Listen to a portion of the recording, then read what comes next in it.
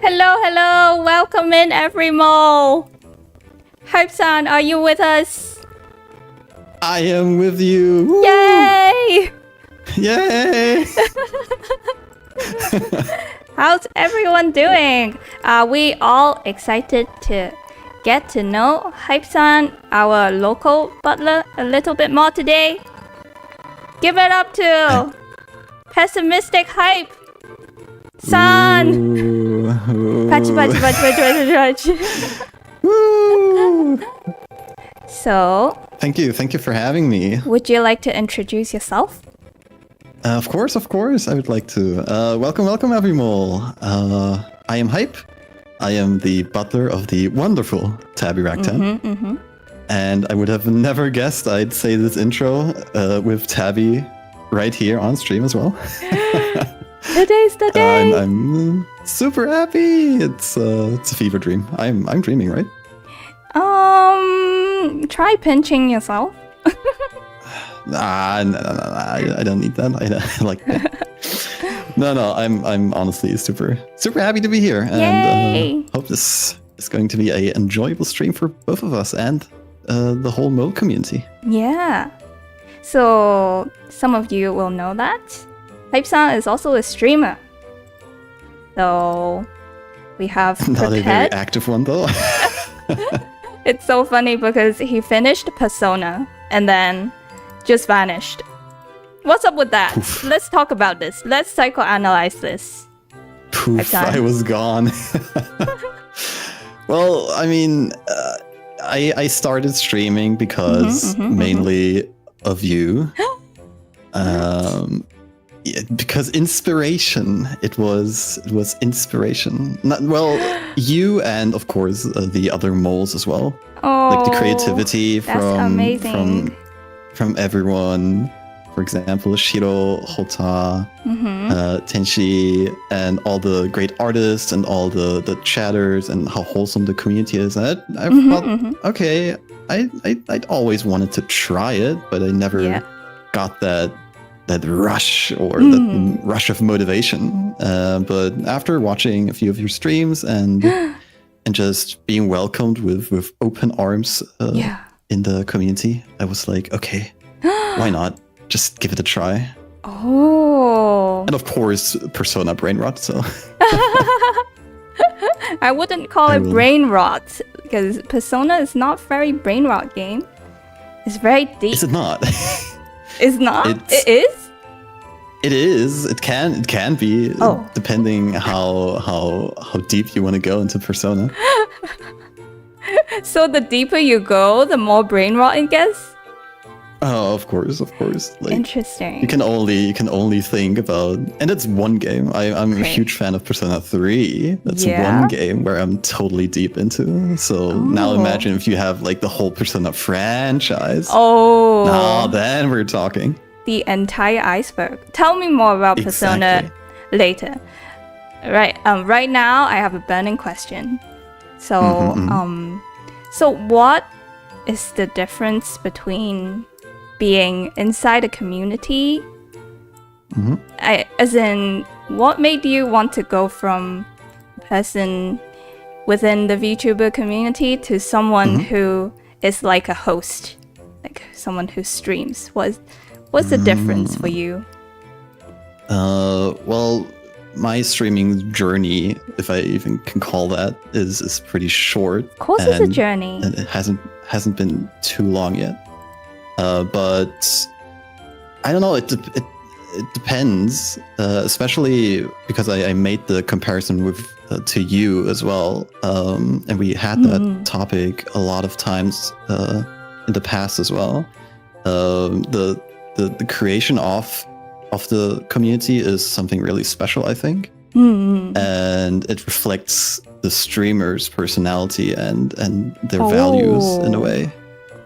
So I feel like when you like garner a very loving community, it also reflects on the person you yourself are. And I love the mole community, and that's why I really want to integrate into this community and support not just you but the people in it as well. And from their support, I wanted to try and share what I'm passionate about, and maybe someone would actually like it. And some people did. I hope. I was very kind of very dedicated. You know, I was very taken aback by viewers. All the support. Yeah. Like the 10-hour stream. Wow. huge shout out to Plingus, who was almost God. with me all the whole time. Yeah. Plingus was crazy. Goose Plingoose is like endurance machine. And he's like a randomizer machine too. The randomizer. Very interesting. I'm sure you have the same feeling once you're like in the zone and you're really passionate about like a game or your drawing or your project. You can just go on for hours and hours without, and then you just look at the clock and you're like, oh wow, 10 hours. Okay, let's continue. Oh, I see. It didn't even feel like 10 hours for you. Not even. No, not at all. So, I asked that because, sometimes the way you talk about yourself, right? It feels like you don't feel like the main character in your story, right? And it's interesting to me that you're interested in streaming, because in streaming you are definitely in the spotlight and the main character. So I was wondering how, like this is almost like, what do you call it when two things don't like counter each other? Oh yeah. Like when basically like two worlds collide and they clash, like two a paradox ideals or something. A paradox. Oh yeah. Okay. So what are your thoughts on that? It's hard to explain. I guess my drive to just share my love for something was too big. Oh, I see. And maybe it was also, I feel like I am getting psychoanalyzed now. I did say this was an interrogation, so oh my god, get in the armchair. Wait, am I in the armchair? No, I guess maybe it was also just to try for help. As bad as that sounds, that I do want to step into the spotlight once in a while, but while streaming, I always had the feeling of, okay, I am the catalyst for persona. Like, persona is the main thing. Like, I want to bring you guys the joys of what I really like, but I don't. So I could have just did a normal Let's Play without my commentary, but that I don't know, that would be boring. Like multiple people could have done that as well. So I wanted to give my takes, but I was always under the impression that okay, people are here for Persona because I love Persona. I hope you love Persona after watching my stream. Oh, so it's kind of like you are so distracted by Persona, like presenting Persona. You're not even considering that you are in the spotlight because you're trying to present Persona as the main thing in your stream, and then you're a commentator on the side. Yeah. That's what it's you exactly think like in that. your head, right? Yeah. I see chat is saying I'm a bit glitchy. Is it better now? Isn't it? I did realize that the same happened on May's stream. There was like a certain period where May was just like Mr. Roboto. Oh really? Or was it like a limiter kind of thing? Maybe. I don't think there is anything now. I can do about it. Maybe it's my laptop. It needs to warm up. The laptop did already like a marathon yesterday with the gaming stream. Yeah, because on my side, you sound fine, I think. All right. Okay, cool. Good to know it's better now. You guys feel free to throw questions at us. You have any? Exactly. Yeah, I saw May earlier. Welcome in, May. Hope. Wonder if you're still here. Cool. So many people. So seeing May, that reminded me of a thing I wanted to talk about. Okay. Which is how everyone plans for collabs, and specifically how Hype-san prepares for it. So my first collab was Isa, right? Isa, she just wings it. Like, she sets a time and date for the collab, and then she's like, let's meet 30 minutes before the collab. That sounds like her. Yeah. That sounds like her. All we did was exchange PNGs for the thumbnail. That's it. So she's happy-go-lucky. Yeah, I could never do that. Could never do that. And then there's May, which is also interesting to me. She asked for kind of like a vibe check phone call beforehand. Oh. So we hung out for an hour or so, and then that was it. And then for Hype-san, for you... The vibe call, okay. Yeah. Yeah, for me. For Hype-san... Don't spill the secrets.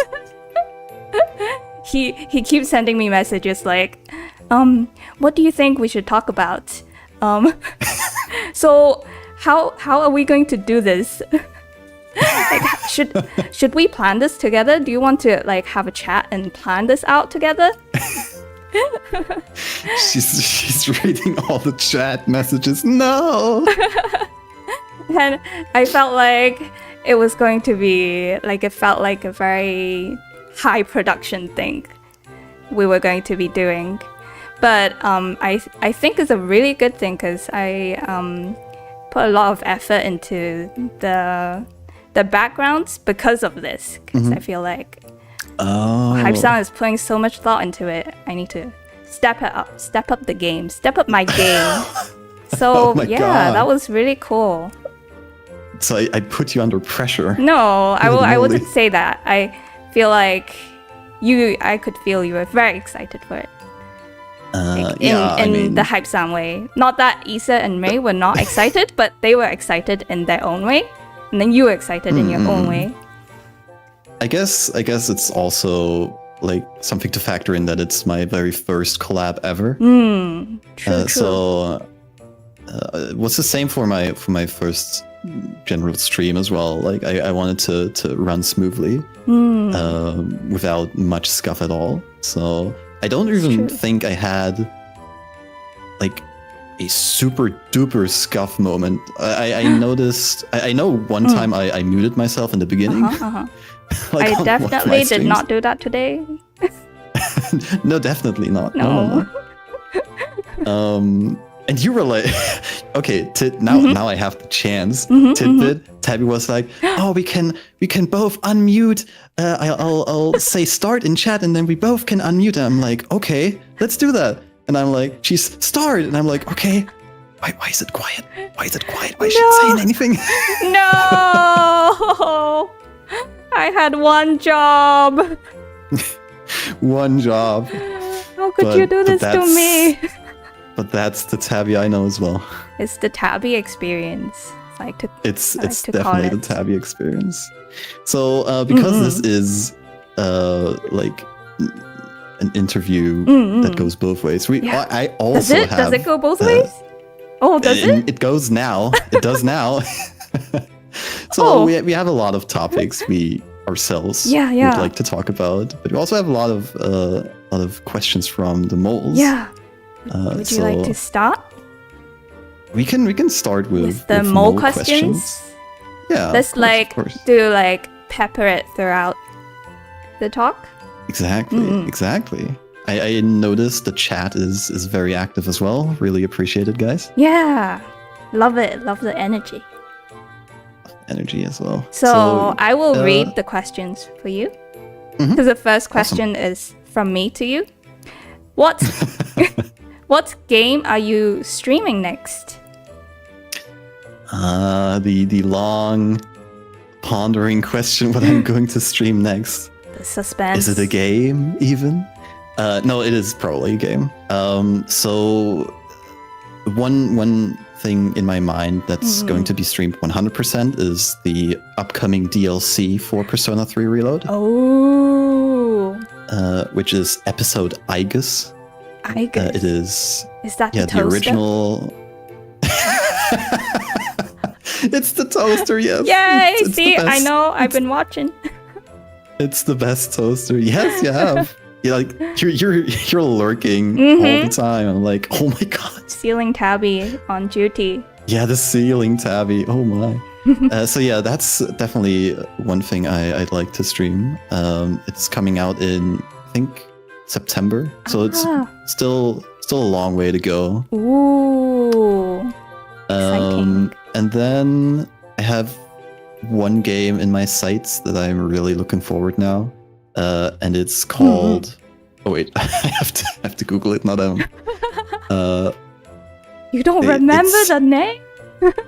Hey, come on, give me some props. It's a long name. It's also from Atlas, the company that does the Persona franchise. It is called Metaphor Refantasio. Ooh, and what's it is, that about?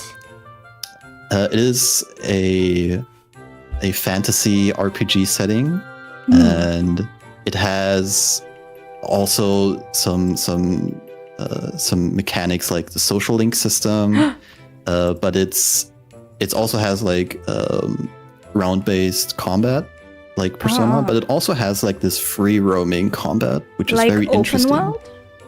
Exactly. Oh, interesting. I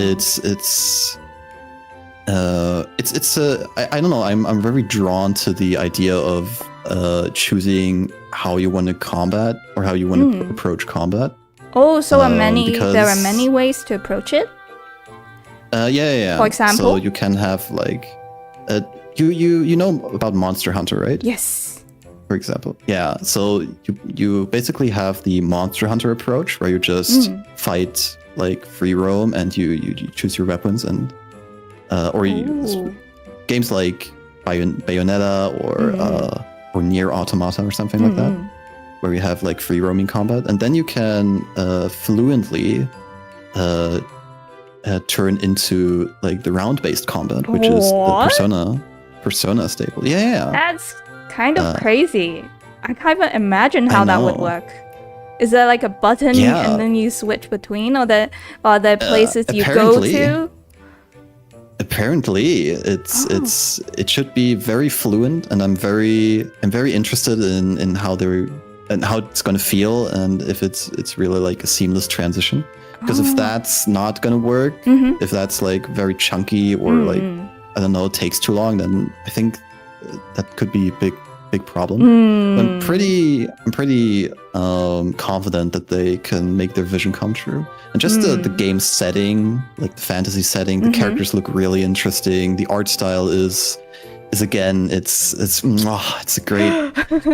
And oh my god, what's that again? Tascadu? So yeah, Tascadu. I'm just very interested in a new IP from the makers of one of my favorite game franchises. So now I haven't really looked at a lot of trailers because I don't want to get spoiled. Oh, not even the That's trailers. why I can't. That's interesting. I've seen one. I've seen the reveal trailer, I think, and like one snippet of like combat because I was very interested in that. But other than that, because my way of doing it is I watch trailers until I realize, okay, I'm definitely gonna buy that, and then I watch nothing anymore. That's a good strat. I like that. Yeah. Because I'm usually with my gaming experience, I'm usually pretty observant of what kind of games I will enjoy. You see one trailer and you just know. Exactly. That's the one. Yeah. Oh. How's that for you? You're not the biggest gamer, but... For me, I watch every trailer that's available and even some playthroughs before I decide if I like it or not. Because, interesting. Yeah. But I feel like right now would be the perfect timing to tell us why you love Persona so much and what it has changed, like how it changed you as a person, the impact it has had on you. Why are you so crazy about it? There is. I guess it also answers one of the user questions I saw. Like, what was the gateway to your like to weebhood and like to anime and stuff? Like Persona 3 back in, I think in Germany it came out in 2008 or 2009. It was one of my very first like JRPGs. Yeah. And I didn't even realize, like, we had an old forum where we talked about Naruto. Ooh, It was called Naruto Mania. Oh. Yeah, the forum times. Love that. And someone from there, we came along pretty well, and he was like, "Hey, have you ever played Persona? I'm going to gift it to you." And I'm like, "What the hell is Persona?" Gift it to you? Yeah, I know, right? It's crazy. Wow. And how do you do that? We lived nearby, oh, actually. I see. Yeah. And I had no clue what was going on because it was in English. I had no idea how to speak English at the time. I wasn't really into anime. I knew of cartoon, of course. You were not into anime. So Persona was your gateway anime content. One of them, hell yeah, it was. Oh, and I see why it's so significant now. I remember that I played it and I button mash and I tried different things because at the core I really didn't understand what it was, but it intrigued me really hard. And then I was like, this game feels different. And then I Googled or like I went on the internet or I don't even know Yahoo books or something. I researched. Yeah, Yahoo. I researched basically, and I was like, wait, this game comes from Japan? Did you know what Japan was like? No. But then that was the moment where like, oh my god, Japan! Boom, brain exploded. And it opened the doors. It opened the doors. I see. So that was my introduction to Persona, and just the general themes, because every game has a very core theme. I for some people they usually can relate to one game more than to the other. The gameplay is great. It's very polished. The soundtrack, the music composition is fantastic. So compared to the games that were available in the West, you felt like it was more polished, or was it just a different style? I guess back in the day it was just a different experience because I couldn't really tell from polished or not. Later on, when I got older and I really could decipher, okay, what kind of games do I like and why do I like them, I realized what kind of games are, in my opinion, pretty polished and which of them are not. And I always felt like the Persona series really poured a lot of heart into their games. Like they didn't kind of just threw one out and be like, here, it's Persona, it's going to sell anyway. It was made with love. Exactly, and I could always feel that. I think that is so true. It's like some games I play, if they're missing some detail in the world, I'm like, this person is not interested in what they are making. And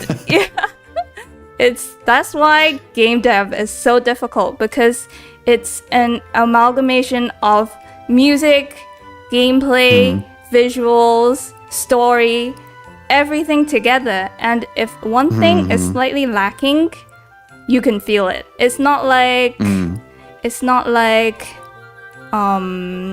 for example, in music, if the thumbnail to a music video is not that good, the music it still can stand on its own. But whereas in game, everything has to be good, I feel like, to bring the world to life together. Yeah.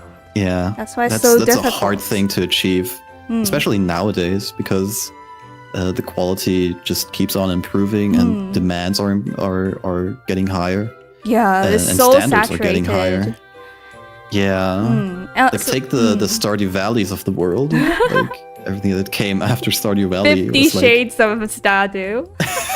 it's just Stardew is the peak to reach, and if you can't reach Stardew, then you suck. Yes, Which exactly. It's an unfair comparison, but it's yeah.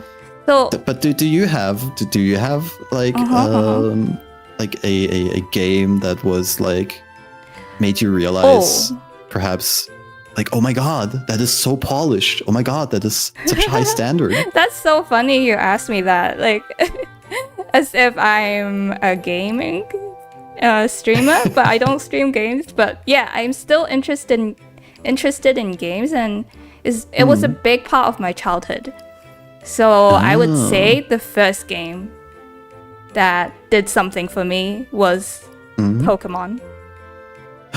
Ooh, Gold. Okay. Gold specifically. And oh my god, Tabby's a Pokemon Gold enjoyer. Nice. Geriatric confirmed. Nice. But I love it. this makes me think of the language aspect you were talking about earlier. Like learning a language from a game. How was that for you? Learning as a German speaker, learning English for the first time through a game. How was that? And how far did it get you in terms of, English, vocab, and knowledge in general? I was pretty rough in the beginning because as a child, and especially a lore heavy and very dialogue heavy game like Persona franchise, just going into it without much knowledge of the language is pretty hard. It was all but gibberish. It definitely it was mostly gibberish, yeah. But it because it piqued my interest, you were like, oh, I do want to know what that means, and what are they actually talking about? What the hell is going on? And once you have that initial drive to research and to learn, I think that was the main thing that really helped. I can still remember that I took some vocabulary books from the local library and just tried to search out like very difficult words and what they meant. Wow. And that was like the very first time I was like, okay. And then obviously school. You were serious helped. about it. I was pretty serious about it, yeah. That's amazing. I really wanted to know what the hell is going on. And that was the first time I tried to learn the language pretty well. That's why I think anime and general entertainment is education in a way. And you know how parents always tell you to stop playing games, stop watching anime, this is for kids, right? I feel like it would be nice if they could see it from our perspective and what it has done for people like you who were able to learn a language because of it. It is a pretty old mindset to have that games are just. What do your parents? How do your parents feel about you gaming? They're fine with it. Like it was never a topic of big discussion. I didn't let my grades slip or anything. I was pretty box standard in school. But I still went out like with friends and stuff. We had gaming sessions. You were I not went out to play. No. I was just. I would say I have the most normal childhood you could ever think of. Oh, that's amazing! Yeah. Can you give us one childhood memory? Your favorite childhood memory? My favorite childhood memory? Or anything that stands out? That stands out. What? What are we about to unearth? Okay, I don't know why this one pops up, but okay. So we were on the playground, like 8 or 9 kids, me included. Yeah. And we had this very huge sandbox, is it called? Like yes. There's sand inside. In the playground? And you had some... Yeah, exactly. Yeah. And you had like the... not the whips, where you can... Wait. The whips? How's it called in German? No, how's it called in... No, that's not what it sounds child like. line? No. Where you sit on it and you go up and what's it called? Oh my god. Oh, the seesaw. Right? Seesaw? Oh. No. No? No. Wait, a thing you sit on in the sandbox? Swing. Oh my god, a swing. A swing. It's a swing. Oh, that's not up and down. It's a swing. It's a swing, guys. Okay. It's a swing. Swing. Not a whip, guys. So it was... it's no whipping.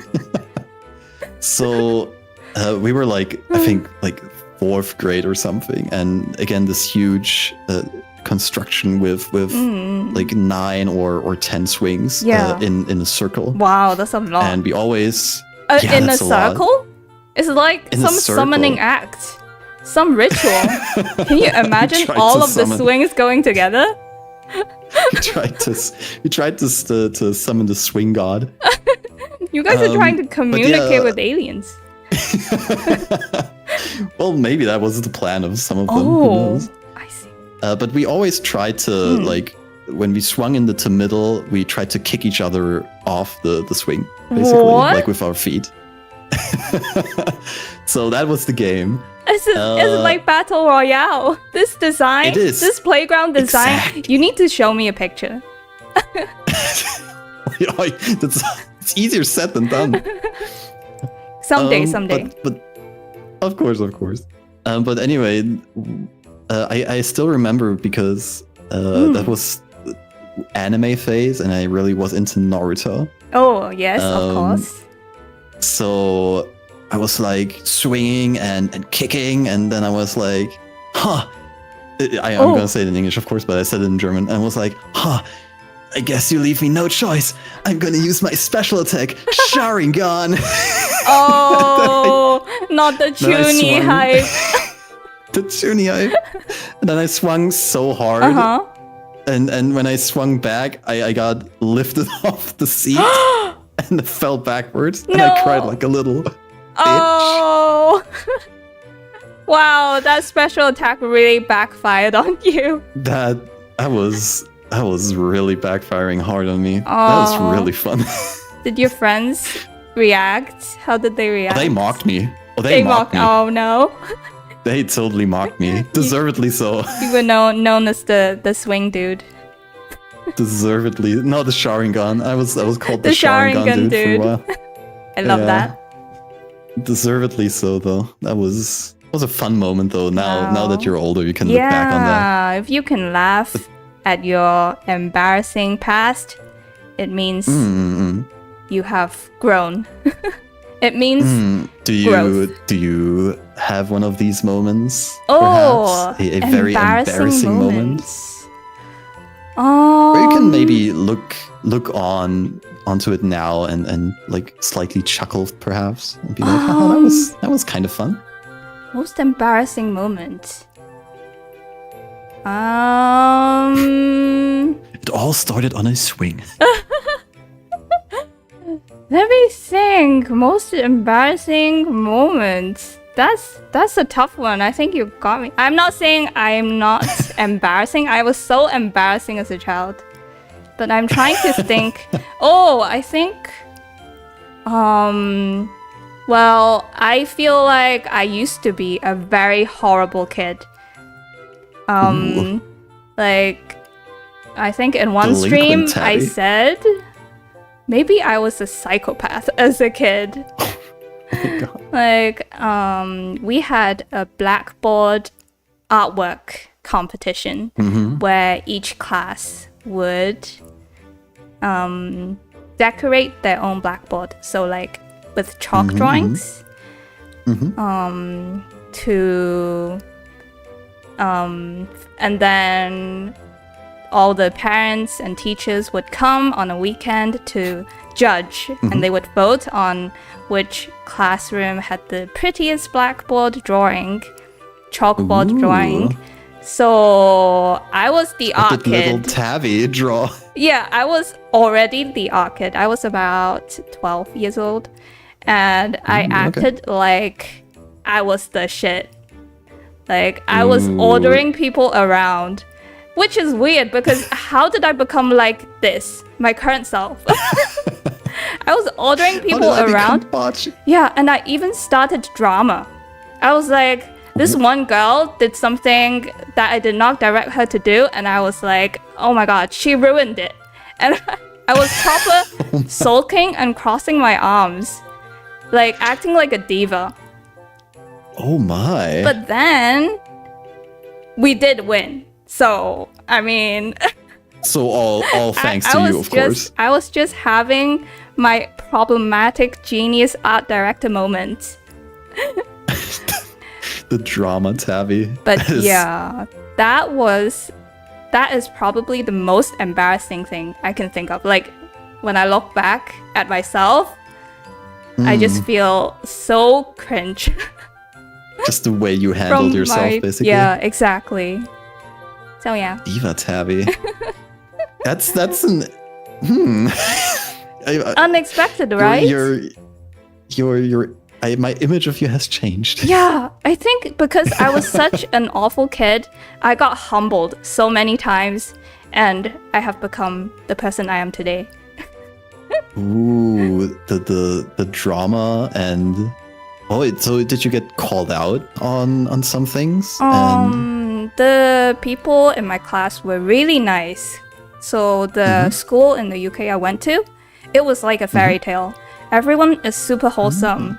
And, well, there are some bad moments, of course, but in general, everyone, like, when there's a fight, someone will break up the fight and, like, try to console both sides. So they were kind of nice about it. Did you ever get into a fight yourself? Like a fist fight? A proper... I mean, if you want to go there, sure. Well... Or like a proper...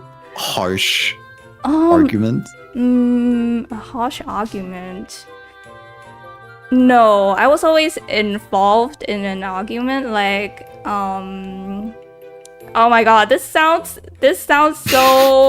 so bad and for me to say out of my own mouth. But I had two friends fight over me, kind of.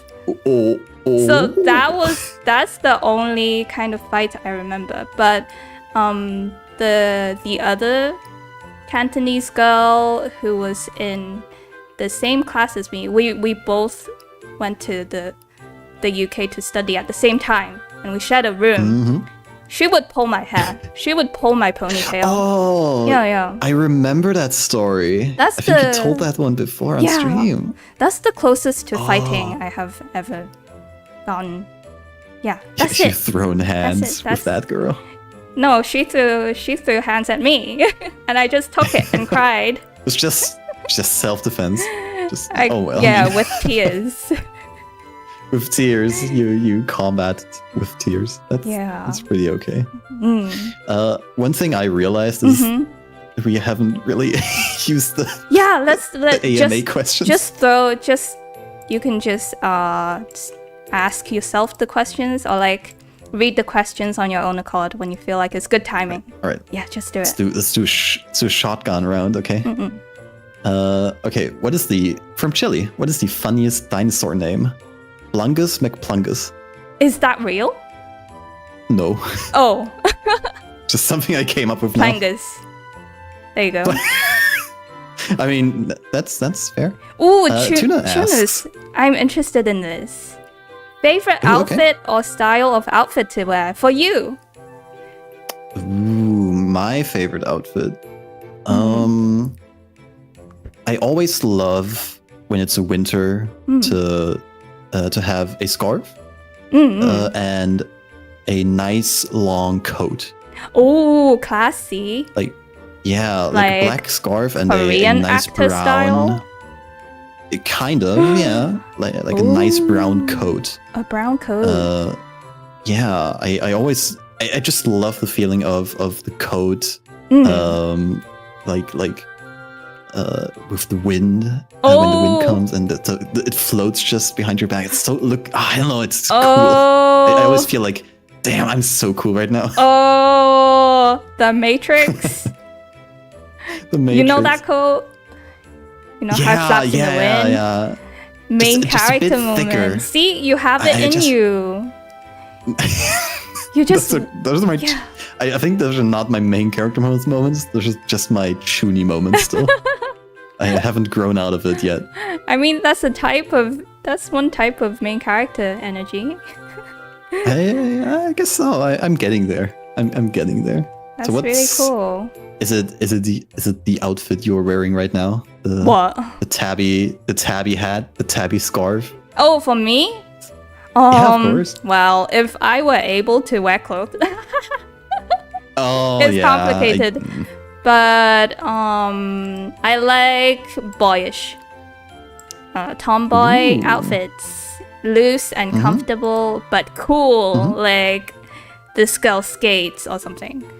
This girl's like, I don't know, kind of like your eat summer a whole tray of lasagna drawings.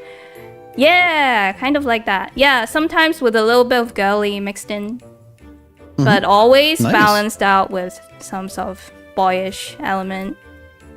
Yeah. Okay. Yeah. I dig it. Yeah. Thank you for the question, Tuna. Thank you. All right, Cosmic. What is your Hogwarts house? Okay, first. I don't know. Should I call it hot take? Yeah. I have no idea about anything Harry Potter related. So.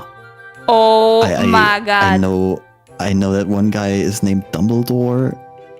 And Guys, sound the alarm. The Muggle alarm. Where is it? was the Muggle alarm? Am I gonna be in jail tonight? Going straight to mole jail. So, Oh no! so you don't know any of the houses? It's Gryffindor, right? Yes. That's the main one, I think. Yes. And then I think there's Hufflepuff, Yeah, that's right. and that's it. Oh. I don't know.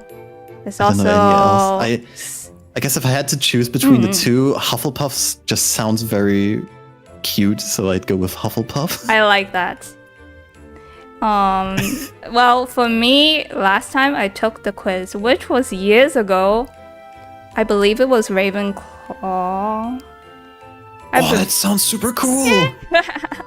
Do you regret your choice now?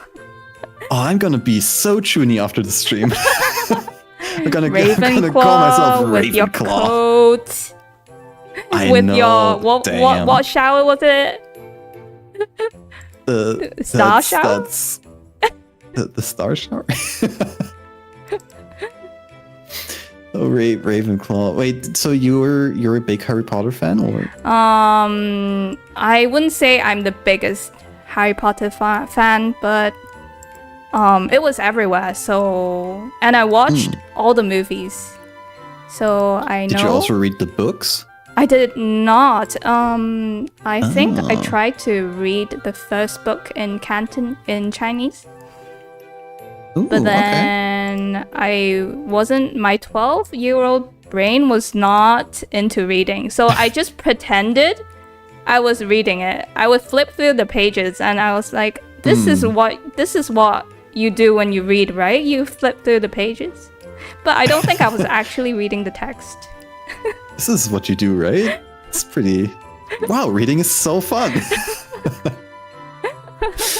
Yeah, I got a lot of good recommendations in the Tabby Tavern. Shout out to the Tabby Tavern Discord channel. Yes. In book club. Shout out. The people there who post book recommendations and such, especially our book club president, Oh, Migu. give it up to Mig! Migu, let's go! Such an intellectual, like, what a great The guy. largest brain and you have ever seen. Absolutely, and the biggest swag. And But soon yeah, to be like published. Hell yeah. What do you call it? Thesis writer. Exactly. Like, good job. Journalist? Damn, that's such a huge achievement. Yes. I love it when you so guys great. report to us the cool things that's happening in your lives. So we can celebrate together.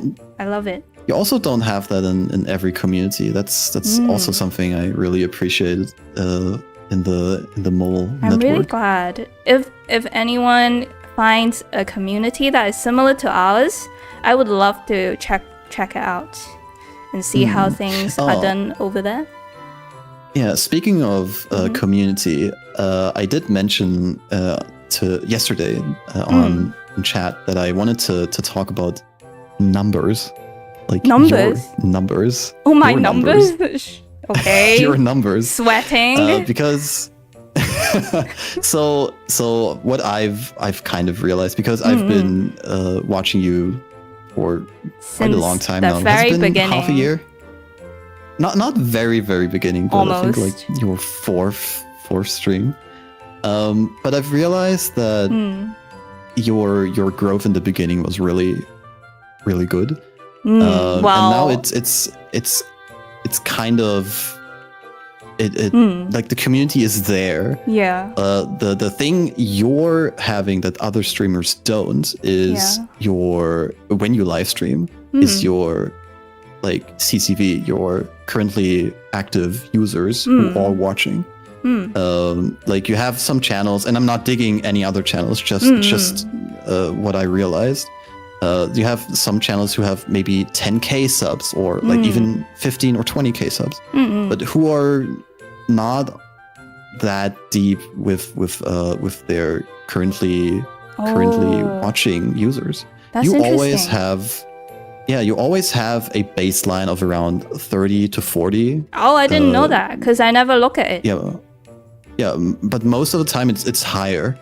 And for a 3k plus streamer, that's really good. Oh, that's really lovely to know. Yeah, and depending on the style of stream you do, like is it a drawing stream or is it a collab stream, or it fluctuates, but you always have that true baseline, and it always like sometimes it goes to 90 as well. Oh, when I get a and- raid. Yeah, for example. But yeah, other channels who may or may be higher in subscriber numbers are still doing like similar numbers in current viewers like you are now. And I think that's one of the huge strengths of the community you have built, because your subscriber numbers will go up. I have no doubt about that. Slowly but surely. Slowly but surely, exactly. But you always have the backbone of your extremely committed community. And that's one thing I really noticed. Oh, that really makes me smile and really eases my anxiety a little bit. But I definitely have the same kind of like copium thing. I tell myself, chat is still chatting with me, so everything will be okay. That's why I think to myself. And in terms of bigger channels who don't have who have similar concurrent viewers as me, I feel like it's because they also do videos. So a large group of people sub for the videos, and they're not necessarily into live streams. I think that's that true. could be why. You're also not too much into the shorts game, or you're not too much into like, or you're not trying to figure out the algorithm too hard. You're just doing what you like. It's because I can't really juggle so many things. But I tried shorts. It was not rewarding for me. And it was cute. It was really cute. It was an experience. It was an I experience. really liked your short. I really liked your short. I will try more. You were saying? Yeah. The once you have like a proper clipper, like maybe or some video just goes viral, Because maybe someone does a Reddit post. Oh yeah, why don't we talk about that? So the whole reason this channel has any level of activity is because Hype-san, after watching me as a tiny streamer, decided to write a Reddit post promoting the channel, and then suddenly over the weekend there was some activity, and that just kind of snowballed, right, with the following streams. And then I think I had one video like hit 1K views for the first time, and me over that weekend watching that sub count go up, I had the runs. I had to live on the toilet. My stomach could not handle. When you said that. Yeah, I told you. Yeah, I didn't know how it should. Wait, is that a thank you? Is that a good thing, or what is going on? Let's call it the happy runs. The happy runs. It's a new term I'm coining. Yeah, it's sometimes you just need a few more eyes on you through any means, and can definitely snowball. Yeah. And I'm always like, maybe you give the Reddit post a bit too much credit. No, I don't think I do. Not enough credit. But I'm just super glad that it worked out, and I think it had like 150 upvotes or something. That's which so cool. I was just glad some new people showed up and could witness your great art. That was the main deal. I didn't know that it would snowball like that. You really are the catalyst. Earlier you said you were catalyst for Persona, and you were the catalyst for the mole network. Oh, I don't know what to say. Yes, I try my everyone, best. coolest butler on earth, okay? He won't believe it, so keep telling him. Oh no! Would I you- don't know. I'm very pale in real life, so you can always tell when I'm embarrassed, or because my face like brightens up like a tomato. Oh my god, we need to make a blushing version of your PNG. Oh my god! Oh no! Next time. Next time. So Folly's alright. question: have you heard Oh my this God. song, and can you say the tongue twister? I'm not sure if this is like copyrighted, but do you know it? Could be. I do. Like there are a lot of tongue twisters with the word rababa, and I do know the song. Funny, I'm not gonna try it. Oh, Because karaoke? I Now? definitely Light fail. sticks. No. Light sticks. No. Light sticks, guys. No. Maybe karaoke in the future. Will but you who knows? actually? Really? Guys. I thought about it. I'm not sure yet. Guys, because it's official. Wait, Yeah, wait, what? Mayray, let's go. Donna, let's go. Miko, let's go. Gerardo, let's go. Everyone. Definitely not a tongue twister song. Oh my god. No, That's we're like- ready for. Well, we're ready for literally anything. Anything you throw at us. I'm not sure if you're ready. I'm not sure if you're ready. Okay, so when? Let's talk about when. Don't put me on the spot like that. Okay, fine. When I wait, what? No. I'm not putting pressure on myself. Like when the day comes, when I feel like, damn, today's the day. Just like streaming. Interesting. Like today's the day. Interesting. That's my way of doing it. Oh. Well, keep praying, back to- guys. Keep Talk praying. to Kami-sama. Once you hear my singing voice, you don't want to hear it again. I'm just telling you. No, we're going to heaven. Oh my God. We're going to what do you call it? Ascend. The mole heaven. The mole heaven. But yeah, back to the song. One interesting tidbit I can say Yeah. It's pretty hard to do that song with that word in particular. Yeah. Because of my regional dialect. Oh. So for example,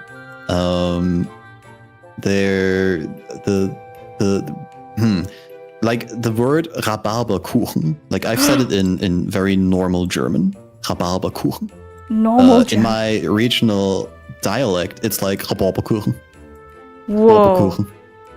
Like Rhabarberkuchen. yeah, we slur pretty much. we slur words quite heavily, especially the R and like the B's and such. Like so, a very pronounced Rhabarberkuchen becomes Rhabarberkuchen. Oh, I like yours better. Rhabarberkuchen. So what's I have the lyrics here actually. So one sentence would be I'm gonna do it slowly. In der Stadt gab es auch ein paar Barbaren, die halten von Barbaras Rhabarberbar erfahren. Und da sie fortan jeden Tag bei Barbara waren, nannte man sie bald die Rhabarber-Barbaren. So, in my dialect would be, get ready guys. In der Stadt gab es auch Barbaren, die hatten von Barbaras Barbaren fahren. Sie fortan jeden Tag bei Barbara waren, nannte man sie bald Rhabarber-Barbaren. I feel like this should be a TikTok sound. Personally, I nominate this as TikTok sound of the year. I'm gonna go viral. Yes, I need many cat videos for the sound. I'm gonna Guys, be the clip new. Gonna be the new fad. Yes. So yeah, it's hard to do tongue twisters in German because of the dialect basically, because we always slur the words, and for a proper tongue twister you have to be very like you have to pronounce it pretty good. Oh, I see. So it's kind of like slurring the an English tongue twister. Like people might say you're not doing it properly when you are. Exactly. Oh, interesting. Yeah.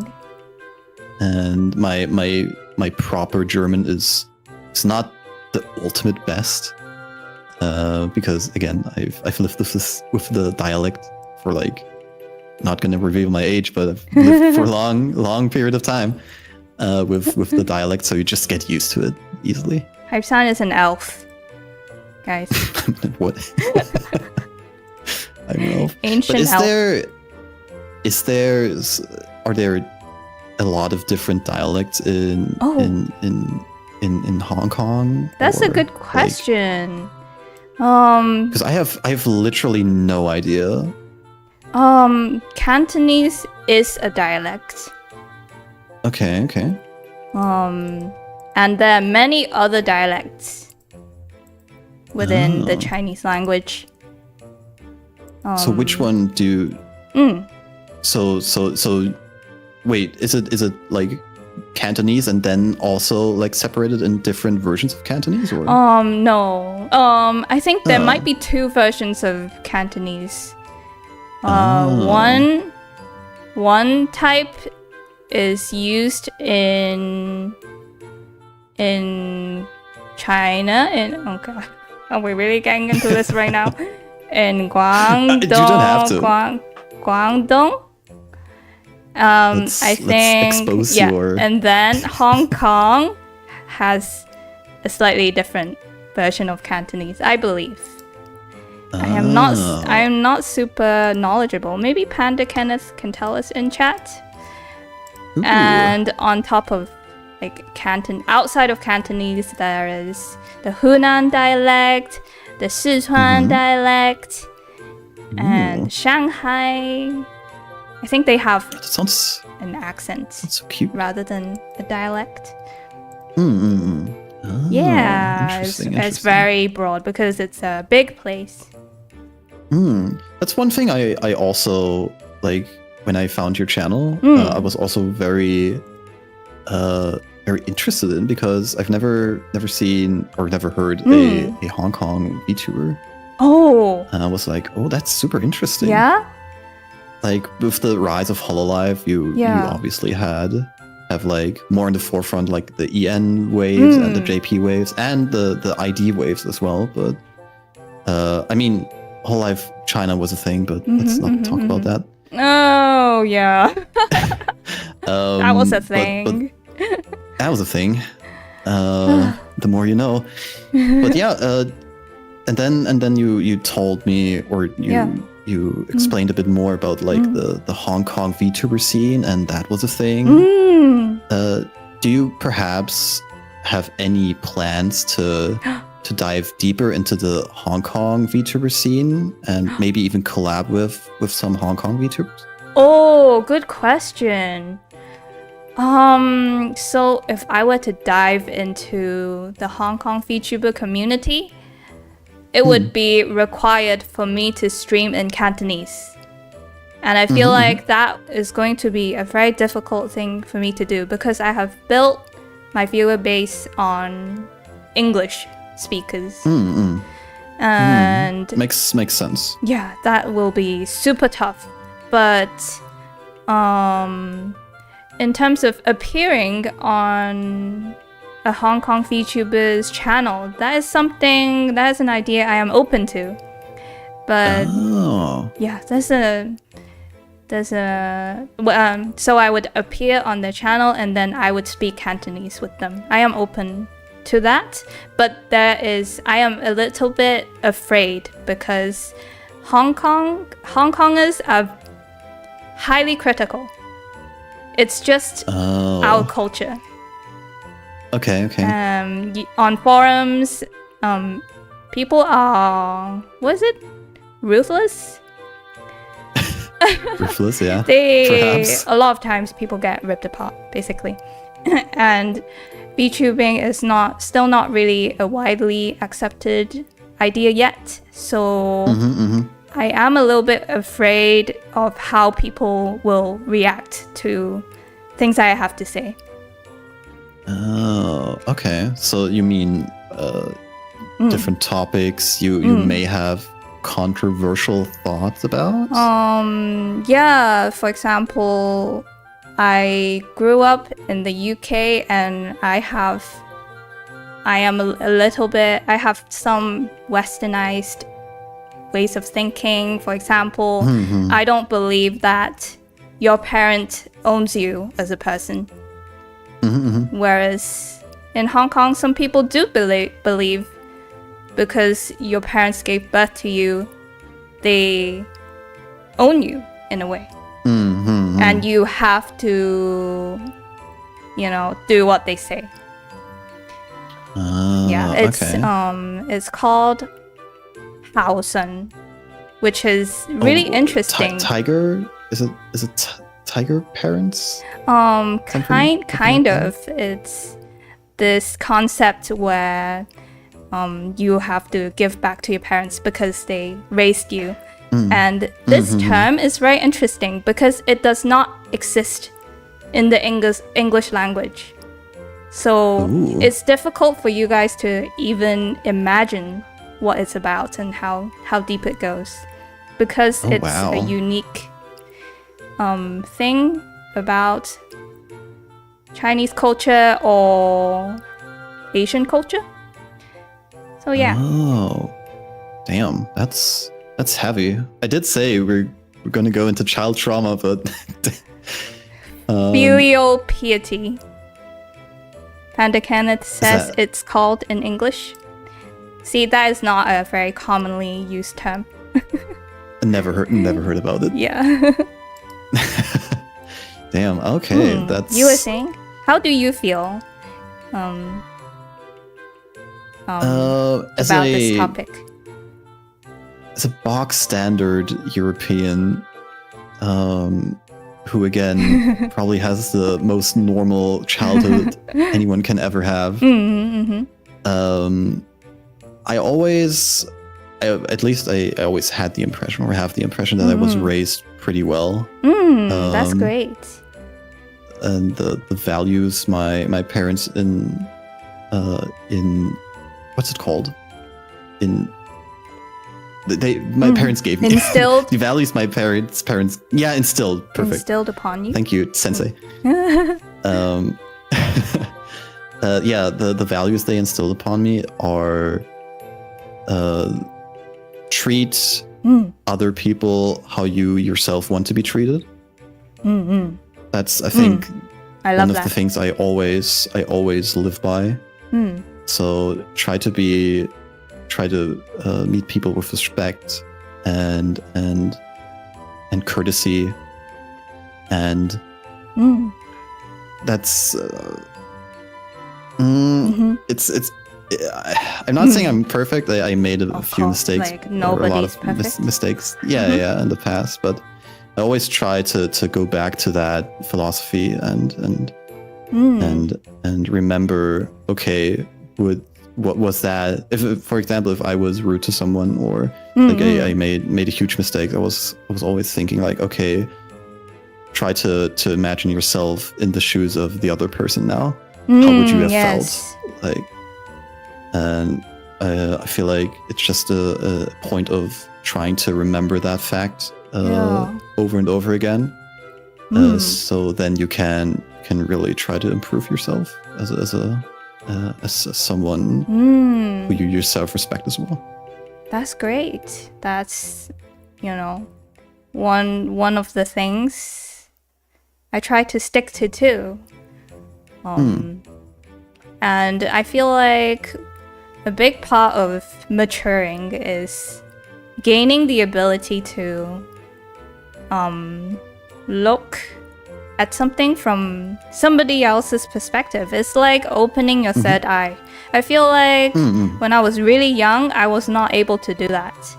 And then when I got to a certain age, suddenly my third eye opened. I was like, people have feelings. Yeah, I think it's hard to open yourself up like that. So because once you have your ideology set in stone, or I'm of the opinion that your ideology is never set in stone. Like you can always be open to other viewpoints and other people's ideas and philosophies, and you can disagree with them.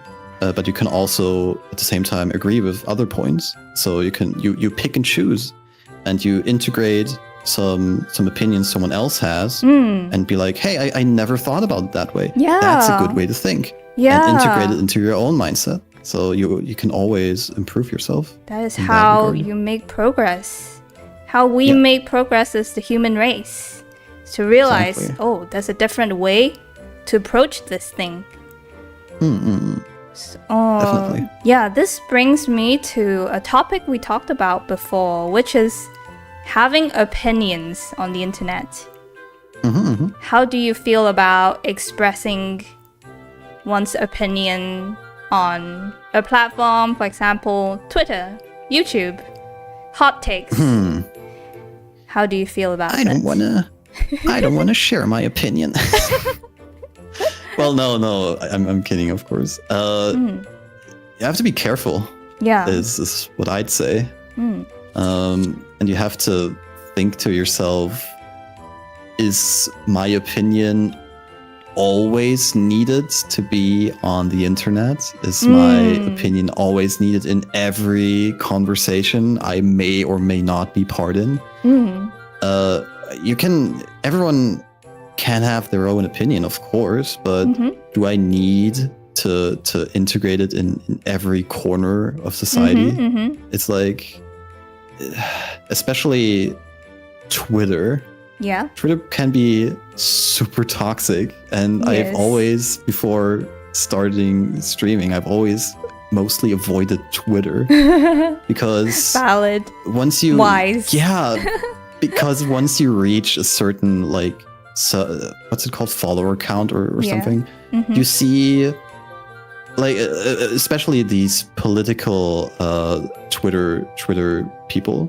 I don't want to go into politics. Oh God, no. But especially these ones, I see them tweeting stuff like every 10 minutes. Yeah. With like some hot take or like some super deep viewpoint, and I'm like, super really? deep? Every 10 minutes? That sounds like a good thing. Deep? Yeah, for them it's super deep. Oh. but yeah, that's I'm like, why do you have to do that to yourself? You're poisoning yourself. Okay. Take a step back, in my opinion. So how do you pick and choose when you give your opinion? When I Personally. feel like I have something of value to say. Like constructive criticism. Yes. Rather than if you suck. Exactly. If it's something I would say, or I could step back and look at it objectively and be like, yeah, that kind of furthered the conversation, or that was some input that was valuable for the conversation. Then I'd be like, okay, I can post that. Yes. Take notes, everyone. I completely 100% agree. You should be able to have opinions, but have reasons to back it up and make it productive for everyone, and not just give people bad feelings for no reason. Yeah. Yeah. I think we're on the same page, and I think the mole community is pretty much on the same page mostly in that regard as well. I think that's why the community is so wholesome. Yeah, I feel like it's like attracting like-minded people. Exactly. So keep it up. We gotta keep this up. It also reflects you as a person as well. You can never forget that. It's the community leader is the one who paves the way for its members. Oh. So it's if you have a different tone, or you have different style, or are more aggressive or stuff like that, then that will reflect on the community as well. So you can always be proud of the people you have in your community. I feel like side-eyeing the couple sussy people. There's a little sus in me too, I guess. I've noticed that over the months. Yeah. Oh yeah, please elaborate. I've noticed that the first time I did notice was definitely the Shorty Wanna Duck song. That is a side I would have not considered at that point. It's legit a good song. It's ahead of its time. The lyrics, it's like I'm reading a poem. I noticed when I sing it, it flows so well. It's lyrical genius. I kind of just said it's very Tabby. I can totally agree. If you look beyond the sussiness, it's art. I'm sharing art with you guys. What else is there beside the sus? Look beyond the sus, guys. Try singing it yourself. Try singing it yourself and compare it to some other songs' lyrics and tell me it doesn't flow like I will put it, a river. I will put it in the Tabby Tavern playlist. No. Put it on your set list. Hype-san. This is what I'm telling you to do. All right. Young Lady Tabby, I will do so. Good. If you request. Yes, I request. Next question. Oh my god. Go. Go. Yeah, shotgun round. Let's go. Rando. Oh my. Can I just say we are so bad at picking the what do you mean? We're so slow. Okay, let's do like 6 questions. Quick fire. Okay. All right. Sarando asks, how well do you think you do as Ghostface? What is a ghost face? Is it- That's my question. I think it is from the horror movie Scream. Was it Oh, Scream! The one with the mask. Yeah. You first. I do terrible. I'd probably be the parody version from the parody movie, which is I think I really like the parody version way more because I'm really not good with horror, so I'd probably just goof Scary around. Movie, right? The parody? Yeah, exactly. That was so funny. I love that movie. I'd probably just be the ghost phase of Scary Movie Does he and just joke around. like get reverse Uno'd really hard? Kinda. It's just goofy. I see. I don't even know if he kills anyone. I haven't seen that movie in years. So We should watch the kind it. of ghost Maybe face watch I it do. along. Good one. Yeah. How about you? How well would you do? Me? I feel like I would do pretty good, honestly, because Ooh. first of all, I have the ultimate NPC energy. When I stand there, one time I stood behind my professor, and he was. I mean, no, actually, it was she. She was looking for me, and I was right behind her, but she couldn't sense my presence at all. She turned around and she got jump scared by my face. She was like, "Oh Jesus, you're like a ghost." She literally told me that. And then later on, we were doing an assignment on like Pokemon types, and we had to design a creature.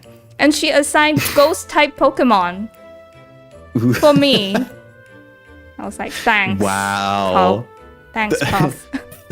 Thanks. So I think I would do really well. Slight dig. Awesome. All right. So next question. Also, Farley cooked up a blushy hype. I just saw in artwork. Oh my god. So cute. Is there like a mouth open and mouth closed version we can use next time?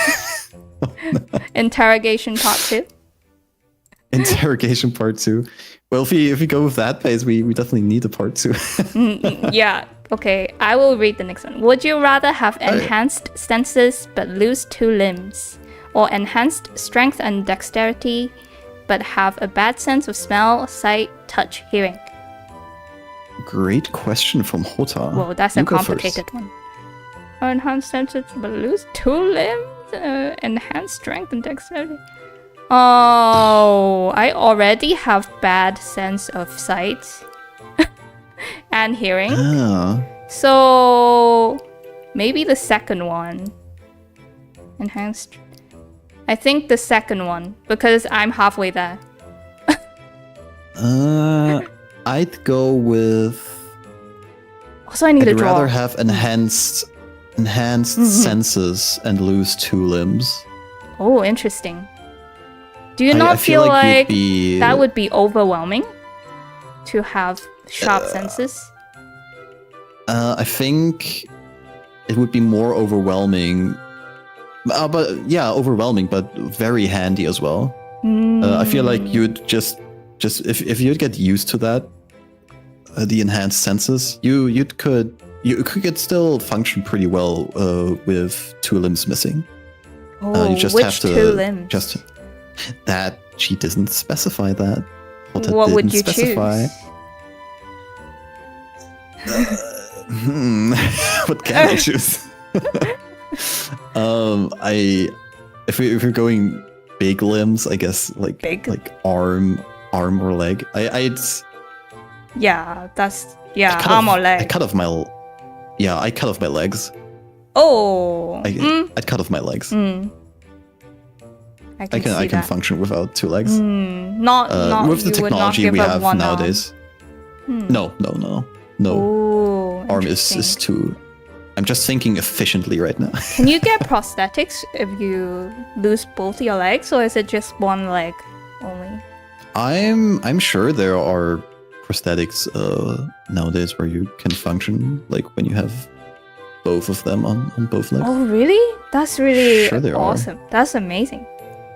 Aren't there even athletes who in the Paralympics? Who I think I've seen athletes where the calves are missing, but they still have the thighs. But if you're in terms of this, in this scenario, I imagine it would be your thighs would be gone too. Oh, well, that sucks. Well, that sucks. But still, I mean, all of it sucks. But I'd rather lose 2 limbs. Interesting. All right, next question. Plingus, if you could be any mythical creature, which ones would you be, and how would you spend your days? I don't even have to be a mythical creature, to be honest. I'd just be happy to be a dog or a cat, and just roam around, chill in someone's lap, get fed. I think you mean a rich person's pet, specifically, not a stray. Because the strays, yes. they're not chilling. Yeah, I guess that's a prefix of like I don't mind to be a cat, but please let me be a cat from a rich person. Exactly. Like a loving person. Exactly. Yeah, loving is good too. Like just a place where you don't have to worry about food and shelter. In terms of mythical, just something that can fly. Yeah, just something that can fly. Anything. I'd be fine with anything that can fly. Yeah, with wings. Unicorn with wings. That sounds cute. I can become a pony, for real. You have already become a pony in the Pony Town stream. In the pixel world. In the pixel world, everything is possible in the pixel world. Exactly. So would you actually become a pony? That's the first thing that comes to mind. Oh, interesting. What else is there though? What other mythical creatures are there? Dragon? No. Did you want to be a big dragon? I want to be fluffy.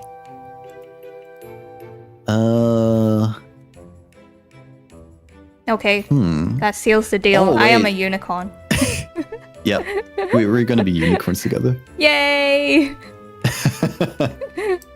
I'll be the horsing around. Horsing around, let's go. Alright, you want to read the next question? Tabby, hype. What was your introduction to weeb culture? We kind of talked about this already. Yeah, we already Pokemon and Persona. For me, it was earlier. I would say Shin-chan. Crayon Shin-chan was my introduction to anime. Ooh. Yes. And what about video games? We talked about that too. What are the earliest memories you got about playing any video game? Yeah, what's your earliest memory? Oh, my earliest memory is... Oh my god, it was a Game Boy Color game with Mickey Mouse. Mickey! And it was a racing game.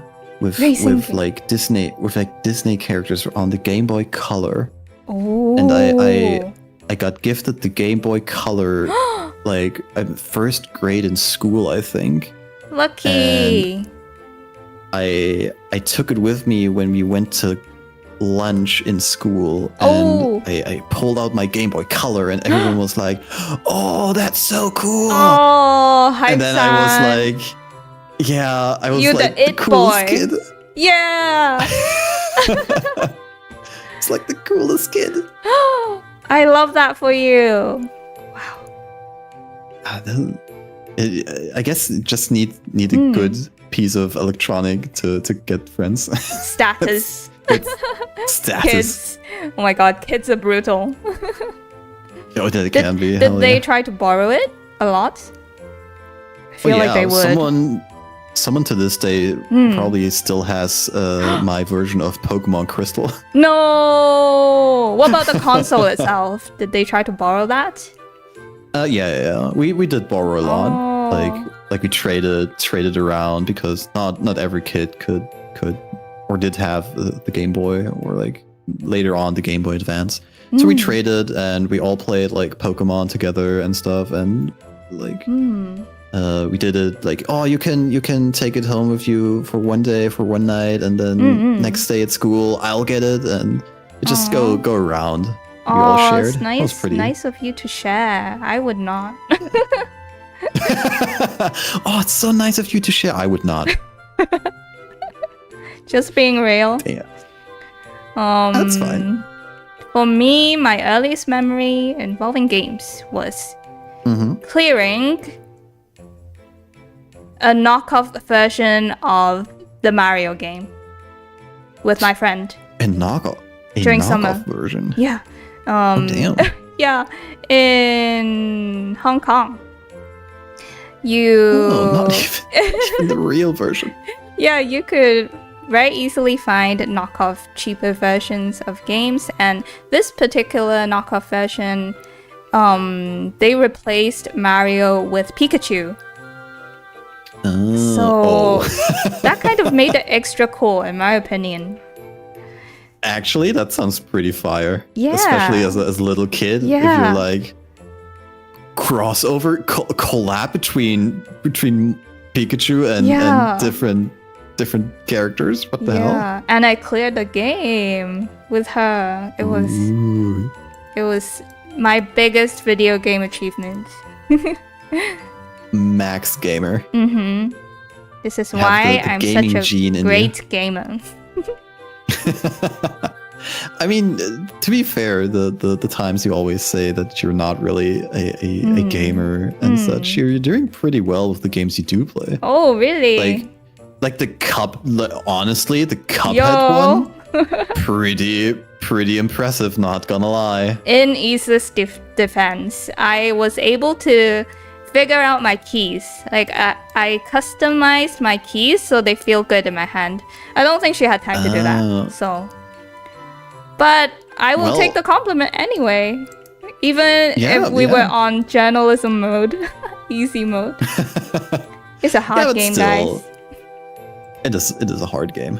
It definitely is. But yeah, you did well. Thank you. Even without much experience. Thank you. With the gamer gene. Gamer gene. Next question. Okay. Your turn? Where were we? Yeah. Again, Plingus. If one of you had to be the other's shadow for a day, what would you do to make it interesting? And favorite birthday presents? What would you do to make it interesting? It's already a very interesting situation. So, like, be the other's shadow. So imagine we were handcuffed together, right? We had to follow each other everywhere. What would you do to make it more fun? I guess I just tried to mess with you. To tease you or something. Oh, like how? I don't know. I just hi, I really oh my god. Delete that from your mind, Sky. I do not talk like that. Hi, I really want that orange. Can we buy that orange? I'm like, no. No, I just try to drag me to the orange stand, and I'm like, no, I'm just holding on to the pole. No oranges for you. What, am I a child? In my head right now, yeah. Thanks. I'm also a child though. You know what I would do? I would just buy the orange myself. Oh my god, Tegu, thank you for 2K cops. Wailing. Absolute mad lad. Thank you. The truest of whales. The ultimate Tegu. I smell like beef. Oh yeah. Yeah. Actually. Yeah. What? Why? Why Why smell like beef? Yeah. It's just my favorite. Oh my god, it's so old. It's my favorite vine. Oh my god, it really is old. Yeah. I just love the vine. I was so surprised. Have you seen the video? I have seen the video. Mm-hmm. The first time I heard it in your stream, I was like, yeah. what the hell is that? Why do I know that? I just love her And then- energy. Yeah, and then I was like, oh, when it finally hit me, it was like, oh my god, what the hell? So you remembered where you remember it from? Yeah. That's so funny. The old vines. I don't know. I feel like she's so confident. She smells like beef, but she accepts herself. Her beef smelling Smells like self. beef. So I She want to have self-love like her. Just smells like beef. Yeah. I Unabashedly. can't do anything about it. Mm-hmm. Okay, so what would Uh, I do to make it interesting? I yeah, would sure. polish your head. Okay. Ooh, Mic drop. Nice. Thank you. I take a head polish. Is that an actual thing? Yeah, sure. Head Do you polishes and exfoliate it? one more time, please. Do you exfoliate your dome? Exfoliate. I've never heard that word. Like, a skin scrub. Skincare? Yeah. You use this grainy substance to get rid of dead skin. Oh, yeah. That's I don't do it too often. Because you I do? still Do it? Yeah. What do But you because use? I still just some German product. Oh, interesting. Can you show us later Yeah. in the tavern your I'll- scalp scrub? I'll try to That's take a very picture. interesting.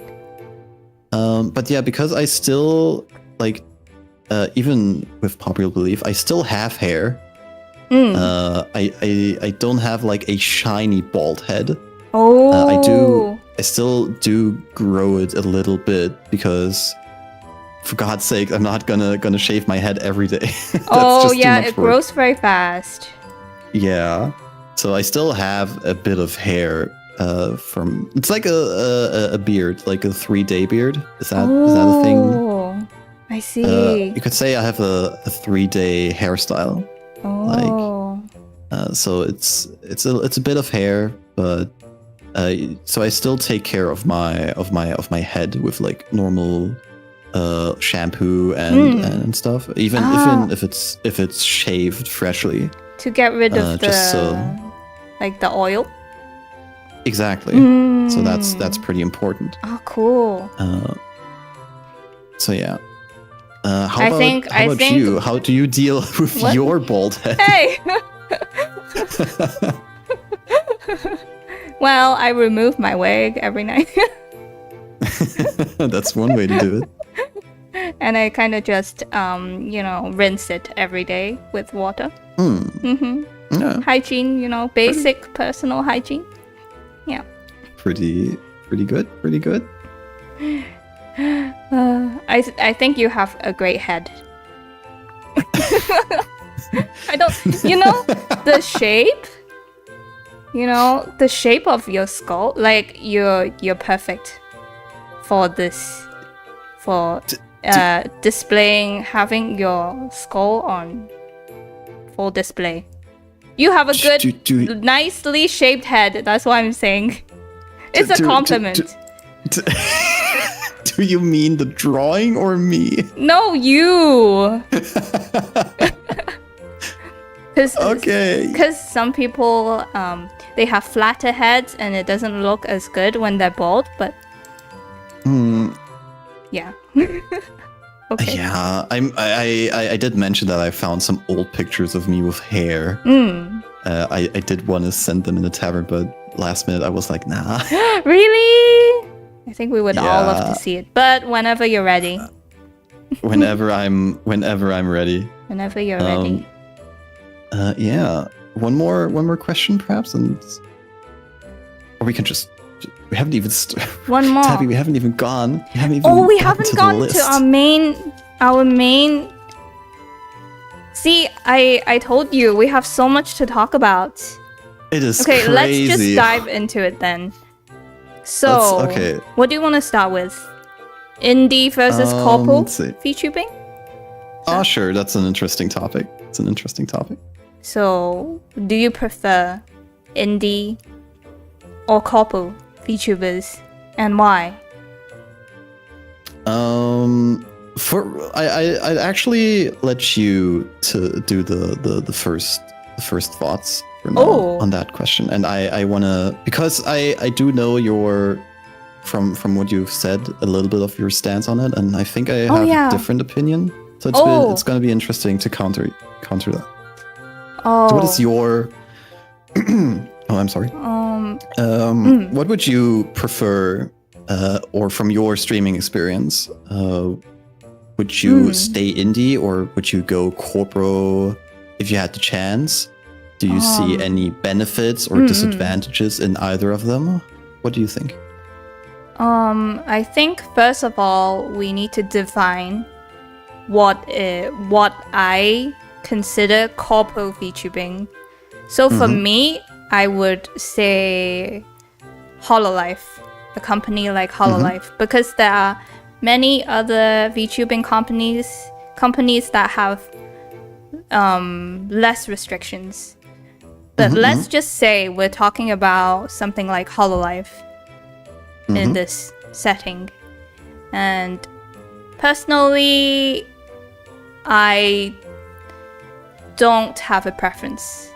I feel like there are big pros and cons on each side, and I cannot decide what I value more as a streamer. Okay. So on corpo side, obviously you get paid and you get resources and connections to people like for production. I think that's very valuable, and it's something I wish I had. Surprise! Surprise! Streamer wants income. Surprise!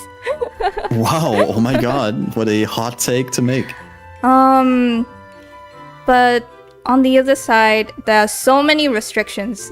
Like everything I do, probably 80% of it, I wouldn't be able to do in a corporation.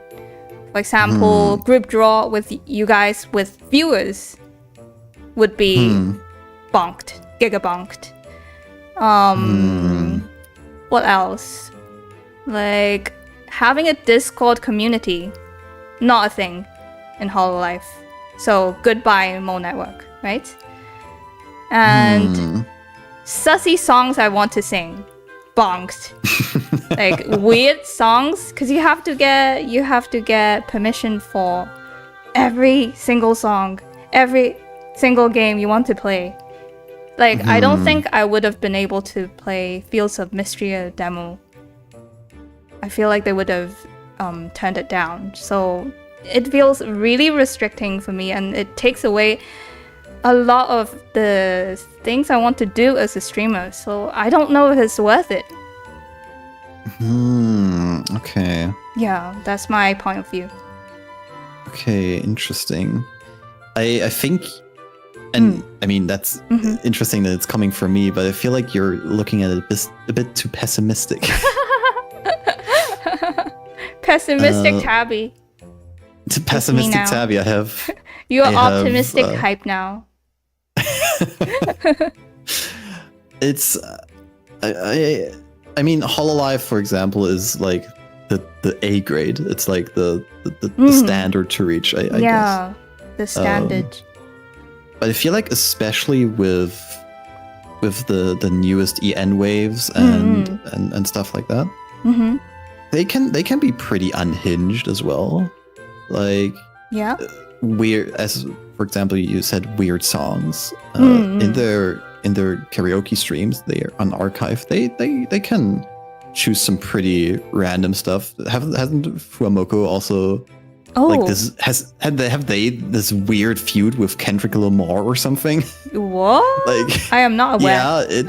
Yeah, it's like an ongoing thing right now. It's super wholesome but also super weird. So what are they doing exactly? Just karaoke stream with, and I think they sang one of Kendrick Lamar's rap songs. Oh, interesting.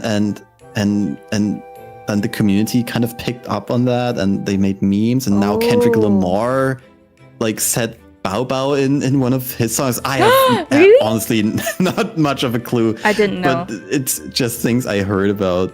But I think there's a lot of wiggle room nowadays. I feel like maybe 1 or 2 years before, I think it was more restrictive nowadays. More restrictive back in the day. But nowadays, with the new waves and the content they produce, I feel like they have more freedom and more creative outlets to do. I'm not saying they can do whatever they want. That's definitely not the case. But you also have to see that the corporation is also vouching for you, and they're protecting you. Yeah. I believe that. And even if you are an indie VTuber and you say, "Oh, I do wanna," I like the sentence you said in one of your streams. I just want to shit on anime. It's you can do that as an indie VTuber. Yeah. But if you do it, if you're not allowed to do that as a corpo VTuber, it's obviously all because you're corpo. But you can do that as an indie VTuber. But that just shuts down some opportunities for you. Oh. Same as it would with corporate VTubers. Like it's not like, "Oh, I'm an indie VTuber, I can do whatever I want." You can, but doors will be closed to you if you wanna. Yeah, if you wanna shit on something, like figuratively speaking. The thing is, everything I shit on, like everything I shit on, I probably wouldn't be interested in. Well, actually, if what's it called? What's that anime called? Violence Always Fun. They knocked on my door and they said, "Let's collab, Tabby." Actually, I would be so down. So yeah, you have a point. It's just we don't really know the inside workings of the corporations, and I'm sure some tubers in Hololive or Holostars would love to do a project that maybe they can't do, or they got bonged for some reason where they were like, "Oh damn, that's kind of restrictive." But at the end of the day, in my opinion, they and from what I've experienced and how you can just tell how they are in stream. Like they're happy. They can be pretty free. They don't have to always worry and mince their words all the time, and get sweaty when they say something bad or like a controversial opinion. Yeah, maybe it's not as really bad as I think it is. Is that what you're saying? Yeah, in a way. But there are also definite benefits of being an indie VTuber, in my opinion. Yeah. Like, for as example, you said, the community. Added freedom. And the community. But yeah, you could... You could...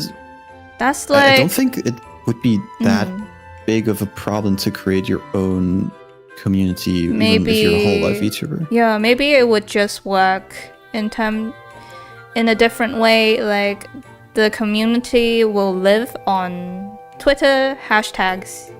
That's how we interact, rather than Discord.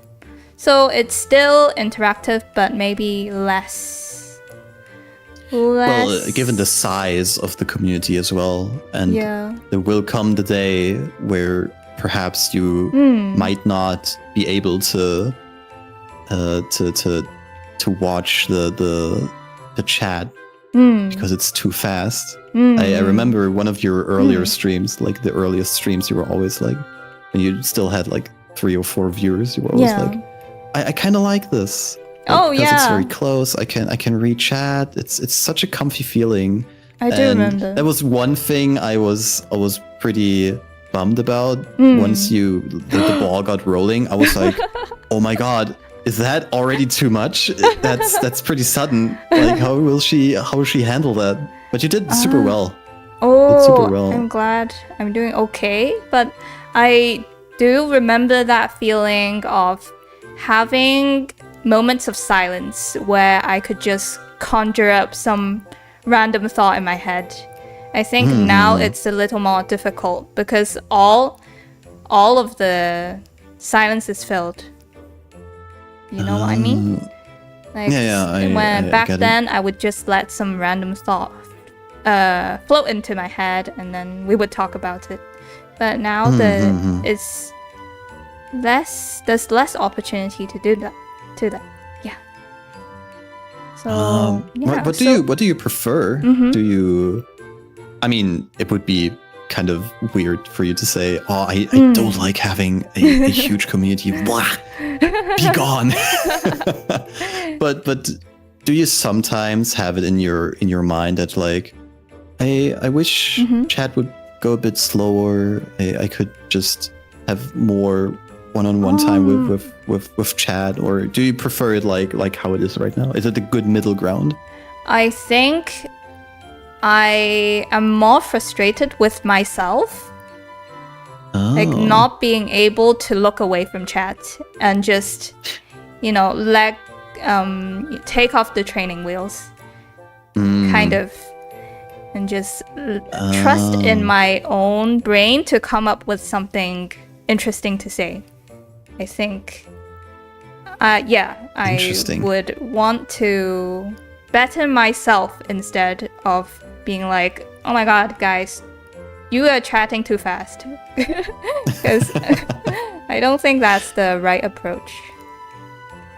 The right way to think about the situation. I think it's something in me that I need to train. Oh, interesting. Do you... I still think you're looking at it quite pessimistic, actually. Again? I don't think there is a single streamer who doesn't rely on some topics that come from chat. Yeah, but I feel like I rely on them too much, and I want to try and be comfortable with not talking for a little bit and then just letting some random thought pop into my head. But I am worried about silence. How do you guys feel about moments of silence in a stream? Do you immediately become checked out, or do you actually have some attention span when it's silent? No one has any attention span anymore with the rise of TikTok. I think so. That's what I'm worried about. What about I've had you? That feeling, yeah, I've had as that a viewer, feeling in my. Oh, as a viewer. Yeah, as a viewer, and then tell me about as a streamer. As a viewer, when you hear a silent, like a moment of silence during a stream, where the VTuber, the person is just thinking or doing what they're doing in silence, is that a bad thing for you? Or an okay thing? It's definitely an okay thing because I'm never I'm never pressuring anyone into being speaking 100% of the time. I always be like, that's crazy.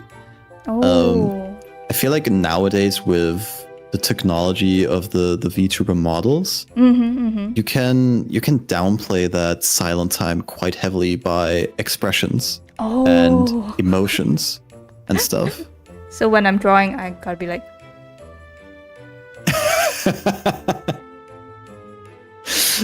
something like that.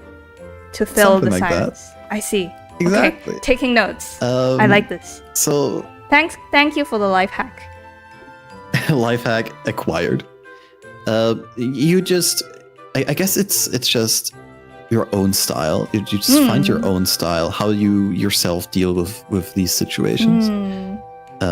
If you're unhappy with these kind of silences, then find something to change that. Find something to entertaining to do in the meantime. But one thing I also want to talk about and ask you, it's hard to find a good middle ground. Oh, yeah. Doing what you yourself think is best, and then doing what other people request of you. Oh yes. And in my opinion, from the times I streamed, and again, I'm not a big streamer at all, but I always was like, oh my god, I'm not sure about that. I always take chat's recommendations or comments into consideration, but if I don't feel comfortable with a request or with like, oh, do that, just do that, or just try this or whatever. If I don't feel comfortable with that, I'm not going to do it, because again, it is my way of doing it.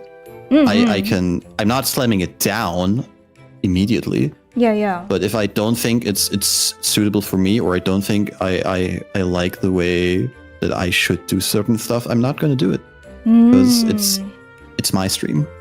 If you don't like it, how I do it, then you're not forced to engage, or you're not forced to watch. That's the beauty of content creation. The internet. And the internet. You find people you vibe with really, really well, and who you like their style really well. That doesn't mean I'm not taking criticism or constructive feedback. That's not what I'm saying. And that's, again, the middle ground you have to find. What is constructive criticism you can actually incorporate into your own style and be like, oh my god, I never thought about that. And what is something that like is maybe well meant, but you're like, that's not my style. I don't want to do that. So that's not, it's hard for me to explain. No, I completely get you. So I would say this is why it's very important to have a solid goal as a VTuber or in life in general. Because if you have a goal and you have an imagery of like the best version of yourself you want to become, then it becomes easier to decide what criticism or like what criticism you take into consideration. You basically you compare it, you take this piece of advice and you think, is this going to help me get closer to my ideal self that I have in my head? If it doesn't, then don't take the advice. If it does, then take the advice, try it out. So first step, have a clear goal of what you want to become. I think that's a very good way to look at it. If I were to put it into like an easy step-by-step kind of thing. I think that thought process also comes around to the initial question of indie or corporate. Especially if you have because if you want to, just for example, hypothetical, if you want to apply to Hololive, you go into Hololive nowadays with the mindset of, I want to perform, I want to go on stage, I want to sing, I want to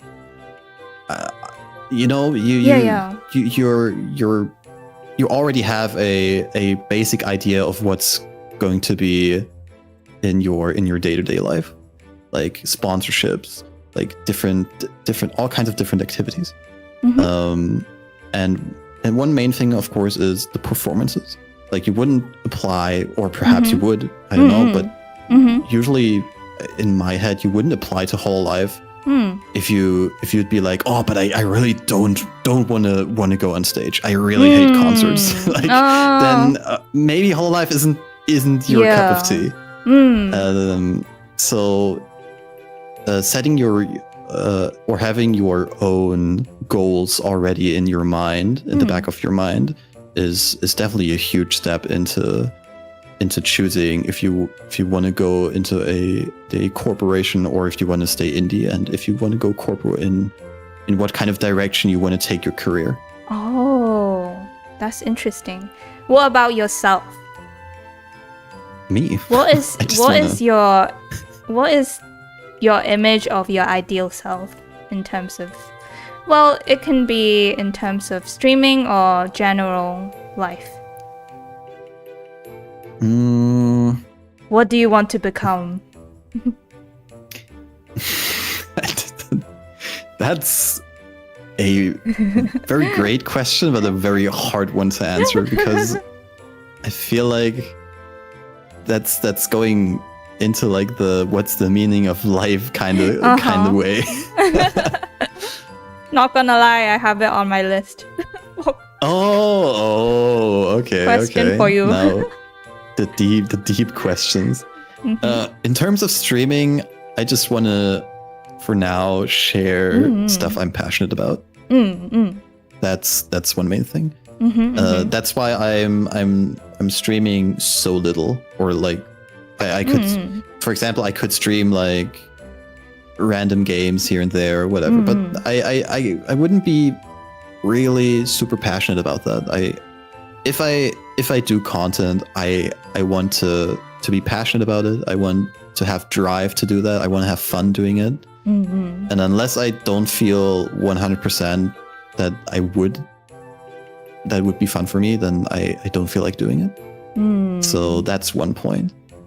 That's the streaming case. So life. That's like how you imagine yourself in 10 years. Like you would stream whenever you feel like.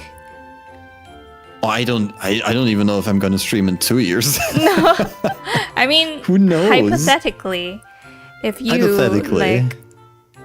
like your ideal type of streamer you want to become, what would they be doing in a week? Let's see. What would their stream schedule look like? Honestly, just probably the same. Gaming, and maybe some more creative stuff. So you're very close to your goal. Probably. In a way. Yeah. In a way. I mean, I'm sharing what I'm passionate about. I'm playing the things I really love and adore with a community I love and adore. Oh, do it for yourself type of streamer. Yeah. In a way. Cool. I like that. And then maybe 5 years from now, I am in Hollow Stars, dancing on stage, singing the newly released Tabby original song. I don't know. Who knows? Oh, plot twist. Who knows? So it's like either or? No, that's the main goal. Oh, you want to become a Hollow Star? No, I'm kidding. Yes? Kidding. Oh. I could never get into Hollow Stars. No, don't say that. No, you can. You totally can. You have a great podcasty voice, first of all, and you have many passions to share. Like, people love to hear about special interests, including myself. I think, like kidding aside, I wouldn't be fit for corpo because of the pressure. The pressure. Yeah. I wanna do content when I feel like it, but when I'm really passionate. And if it's the scheduling and you have to produce content 3 times which I a completely week. And it's completely like manageable, and it's completely normal for a corporation to be like, hey, we're giving you money. How about you give us some content? And that's totally normal. But it's just, if I had the choice, and given the landscape of content creation nowadays, if I had the choice, I would not aim for a corporation. I'd just try to stay indie and do my thing. I see. it's funny because it sounded like you were trying to persuade me to go corpo, but then you yourself actually want to stay indie. So what's that about? hey, whatever floats your boat. You can. I mean, the obvious comparison is Ina. Ina. You give off some Ina with pretty a nice little bit Ina vibes. Spice. Yeah. Of course. Maybe less shoddy vibes, but a little more duck than her. a little more duck vibes. But yeah, you give off a very comfy and very relaxing vibe. You know, I do feel like there could be room for another Ina type in Hololive. There isn't really one currently. So that's the thing. I'm trying to think. Honestly, yeah, you're right. I can't think of. No, Fuwamoko's way more chaotic. Oh my god. Yeah, you're right. Yeah, Fauna is chill, but it's different. It's just different. Like she has a dark side. Right. Definitely a dark side. But yeah, it's I can definitely imagine it. You with your style and just your general personality. I can imagine that in a whole life setting. Well, good to know. Thank you for providing your point of view. That's really interesting. It's something nice. I think about too. The meaning of life. What is the meaning of life for so what is the meaning of young life lady Tabby? For you?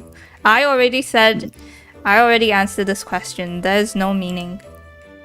There is no meaning. Well, yes, you're right. I am. You also said that we all find our own meaning of life, which I completely agree with. It is. It's more like there's no meaning, so just do what you want. Yeah. I don't think there is a huge goal we need to achieve, or like a overarching goal. I don't think any of that. I just think we're not trying to fight some aliens. Yeah, maybe the government there's is. Not. But I want no part in this. The government calls. Tabby, we need you. What's the area? What's the number? You know, the secret area? 44? Involving aliens? Yeah, something like area that. 44? Something like that. Is that the lore? Did Tabby come out of area 51, I'm sorry. 69, what? What?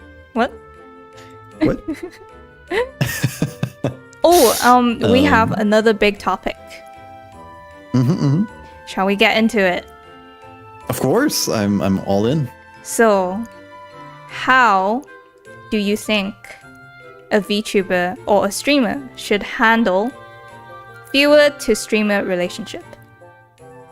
Ooh. Viewer to streamer relationship.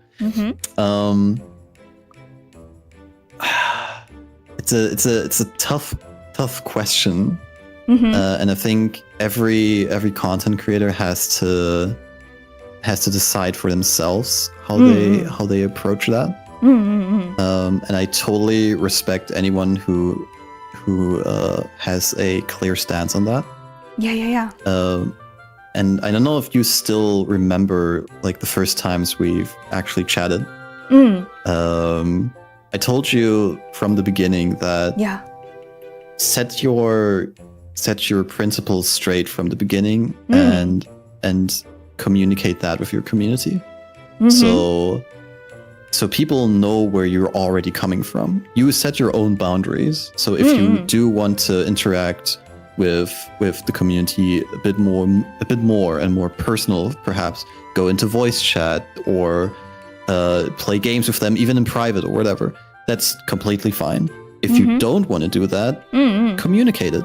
Just say, hey guys, I appreciate you. I love the support, but I'm just not that type of person. I want to keep it maybe even a bit professional. I'm here to entertain. That's completely fine too. It's, in my opinion, it's just the way you communicate it.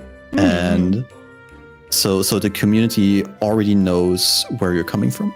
That's, I think, as long as you do that, I think either way is fine. That's a great point, and I agree. But I am curious to know, what is the right answer for you, personally? For me personally, I've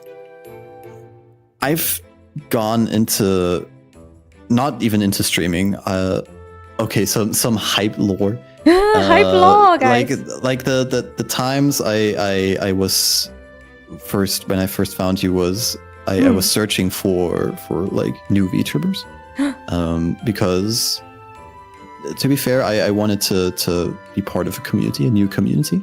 I felt like a bit stagnating.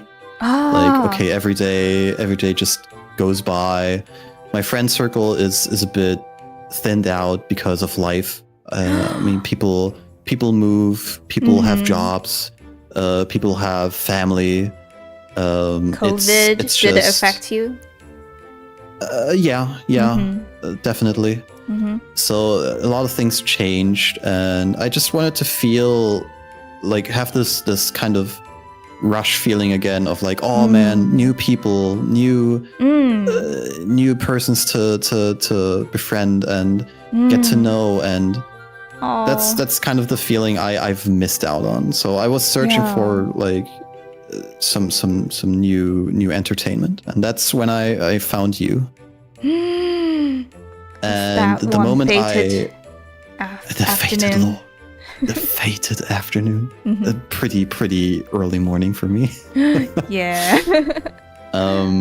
But yeah, that was, and you responded in chat. You were so happy. Oh my god, you were so happy. What did I say?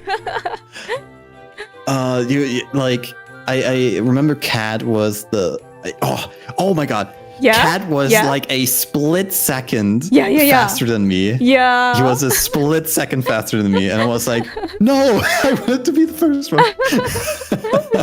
Second founding all props. Exactly. All props to Cat. He's the founding mole. I have huge respect.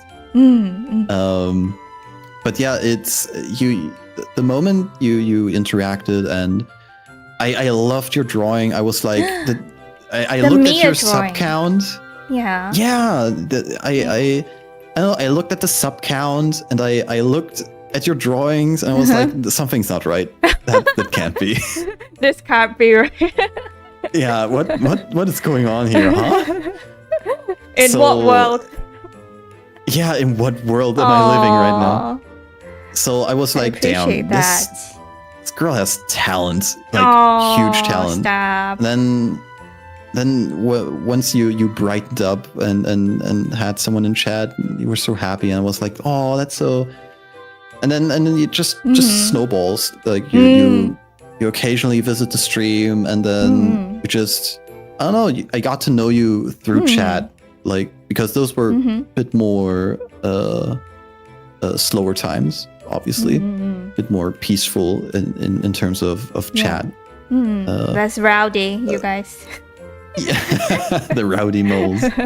But yeah, those were the times where I kind of felt like, oh, I really get to know this streamer or content creator on a more, I don't know, deeper level, and that was really nice. And I had from day one had faith that your talent would someday propel you in terms of subscribers and like viewers. God.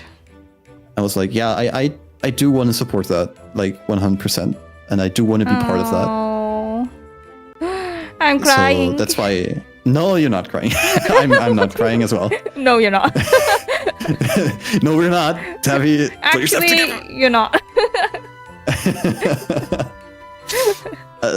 I guess that's the reason why I do want to support the community so much because it means a lot to me. Oh, that means a lot. I don't even know what Thank to you. say. That's just so wholesome. I don't know. And how do you feel? Were you sad when I talked about my boundaries? Like, I would not voice chat? No. With- Of course not. I was more. Let's say I was more just testing the waters, and Testing because waters. You're wondering what's Yeah. okay and what's not. exactly. So again, because that's I think is really important to set those standards from the very beginning. And I was like, yeah, completely fine. I feel like if someone has their own boundaries and they explain that they don't want to do that, I am absolutely okay with that. Like they can have their own reasons.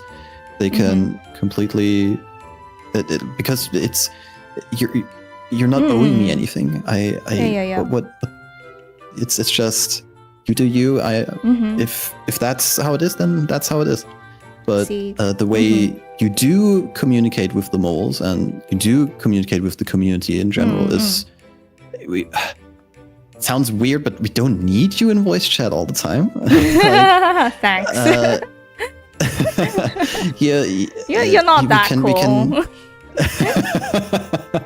we cool.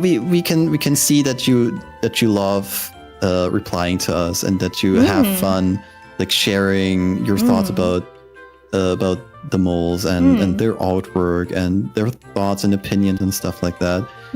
So that's if you do it in chat or if you do it in voice chat, doesn't matter. You're still sharing your opinion and your interest with us. So that's something. If you're uncomfortable with going into voice chat for whatever reason, that's completely fine.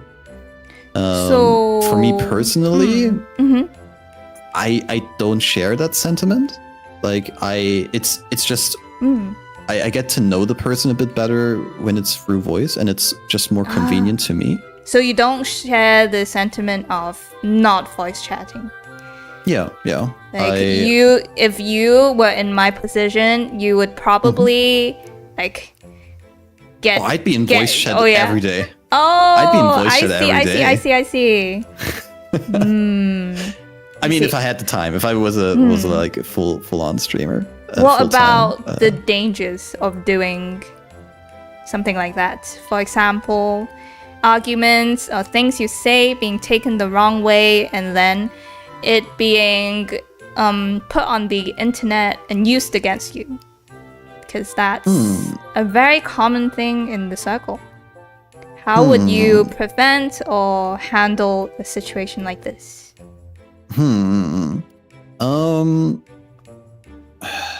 It's gotten worse over the years with the whole drama and stuff. So I guess you have to just be careful, but you always have to be careful when you're chatting as well. Like in my mind, it's not much of a difference. The only difference is if you're in voice chat, you have less of a thinking section where you like once your thought is processed, it goes out of your mouth. Like the time in that is way shorter than you texting up something. You can't take anything back. Exactly. But I guess I'm pretty comfortable with that because I don't really like my main principle is I never talk about politics. Tabby, just a second. Okay. Roommate coming. It's roomie break time. Everyone go wild. The butler's not watching. Now it's time for chaos, okay? We can polish his head. We can drink his juice. Wow, drink his orange juice. Guys, beans on toast. I can stuff it stuff it into his mouth right now. Yeah, get some of that. I'll Brit you up. How are you guys enjoying this interrogation? Am I doing a good job? Can we write on his head? With text? What do you want to write on his head? Very much enjoying. I love that. Yay! Feed the beans. Live the bean life. Eat the bean. Live in the bean. Text. Where is the text? What should we write on his head? Tic-tac-toe. I can only use the keyboard, so how do I do that? Noughts and crosses and then a cross. Oh, that was like a face. Let's do a cross. Oh.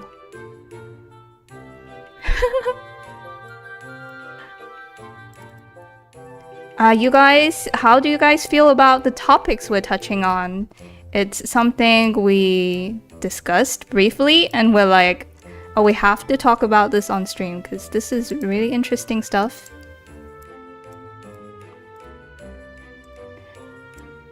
And if there are other similar topics like this, please throw it our way. We might not get to it this stream, but eventually we will interrogate him again.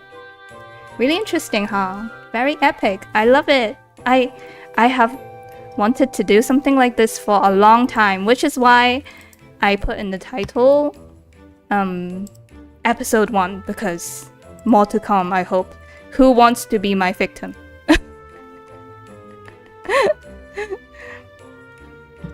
Hey, my forehead is that big? It's a work in it's a work in progress. Don't just leave it for now. Okay, I see what it is. That's what you're all doing behind my back. No, that's fine. No, you can continue. Don't worry. All good. All good. Okay. Well, who's winning? It's gonna. You are gonna continue. Oh my god. Let's just leave it at that. Okay, we'll continue the game another day. Episode Game 2, we will episode. We'll do the next row. Episode. Oh my god, the 3-parter then? Oh yes, I guess. Spoilers. Ooh, I was asking who else wants to come on the show, and Fali says he wants to be a victim. Oh damn, hell yeah! I'd be super down for that. And he says I'm doing a good job not being botchy. I think it's because I don't have to draw or like do anything else. I can. Yeah, you were be fully a bit present. nervous. You were a bit nervous just doing a solely talking stream without anything else to do. This is but you're doing really good. Time, I feel like, right? No, I did the AMA, but that was heavily guided by questions. Yeah, I guess so. But yeah, you're doing really good. You too. Thank you. Thank you. I'm many interesting points you raise. Totally not sweating at all. Oh, you don't have to tell us. But I wanna pick up on your self-proclaimed botchiness. Oh yes. Because I always feel like you have two sides, and one side I don't see that often, and it is the so-called botchy side. Oh. I feel like you're fake for fake botchy. It's I don't know. I don't see it. I don't see the botchy. Well, I don't see the botchy. You always talk about it, food and for you're thought. saying, and you're saying, oh, I'm so botchy, and I'm like, this girl just talks for 3 hours professional yapper draws, like communicates with chat. Like, where's the bocce in that? Oh, that's very interesting because you don't feel the panic inside my head. Okay. Sometimes is there a lot it of hits panic? me. Oh yes, it's like a full-on episode. Like my vision goes blurry, and then my mind is racing. It's like in a video game, and then like you get some big debuff, and then the screen's all like blurry. It's like that. So yes, I still have social anxiety actually, but it's good to know that you guys don't always sense it. Yeah, so it's. Well, I don't. I don't, at least. I think a lot of moles would agree with me that you're doing a really, really good job at. If you do have the bocce symptoms, that you're really good at hiding them, at least. Well, that's good to know. So would you say you, and I do know that because you talked about that, but to what extent is it you always said that you're off stream, you're very, very bocce, like not really socializing and don't even want to socialize. Is that true? Does that capture the essence of yourself quite well, or 100% true? Damn. So I have been self-isolating, I would call it. I have, like, since, get the health thing, because I'm not feeling good. I don't want people to see me in this state. That's why I have stopped talking to all real life friends. Literally. Literally every single person. So that's what I mean when I say bocce. In real life, I don't talk to anybody. I do not go out and meet friends. I do not even message them because I feel almost ashamed to be in this state. Okay. Yes, and that's why I call myself bocce. Would you say that streaming has changed anything about that? I feel like it has had a massive effect on me in terms of just purely talking to people and starting to feel like being able to enter a somewhat relaxed state in the presence of somebody else. And for my social anxiety, half of it is the talking, and then the other half is being perceived. So someone being able to see me in real life. And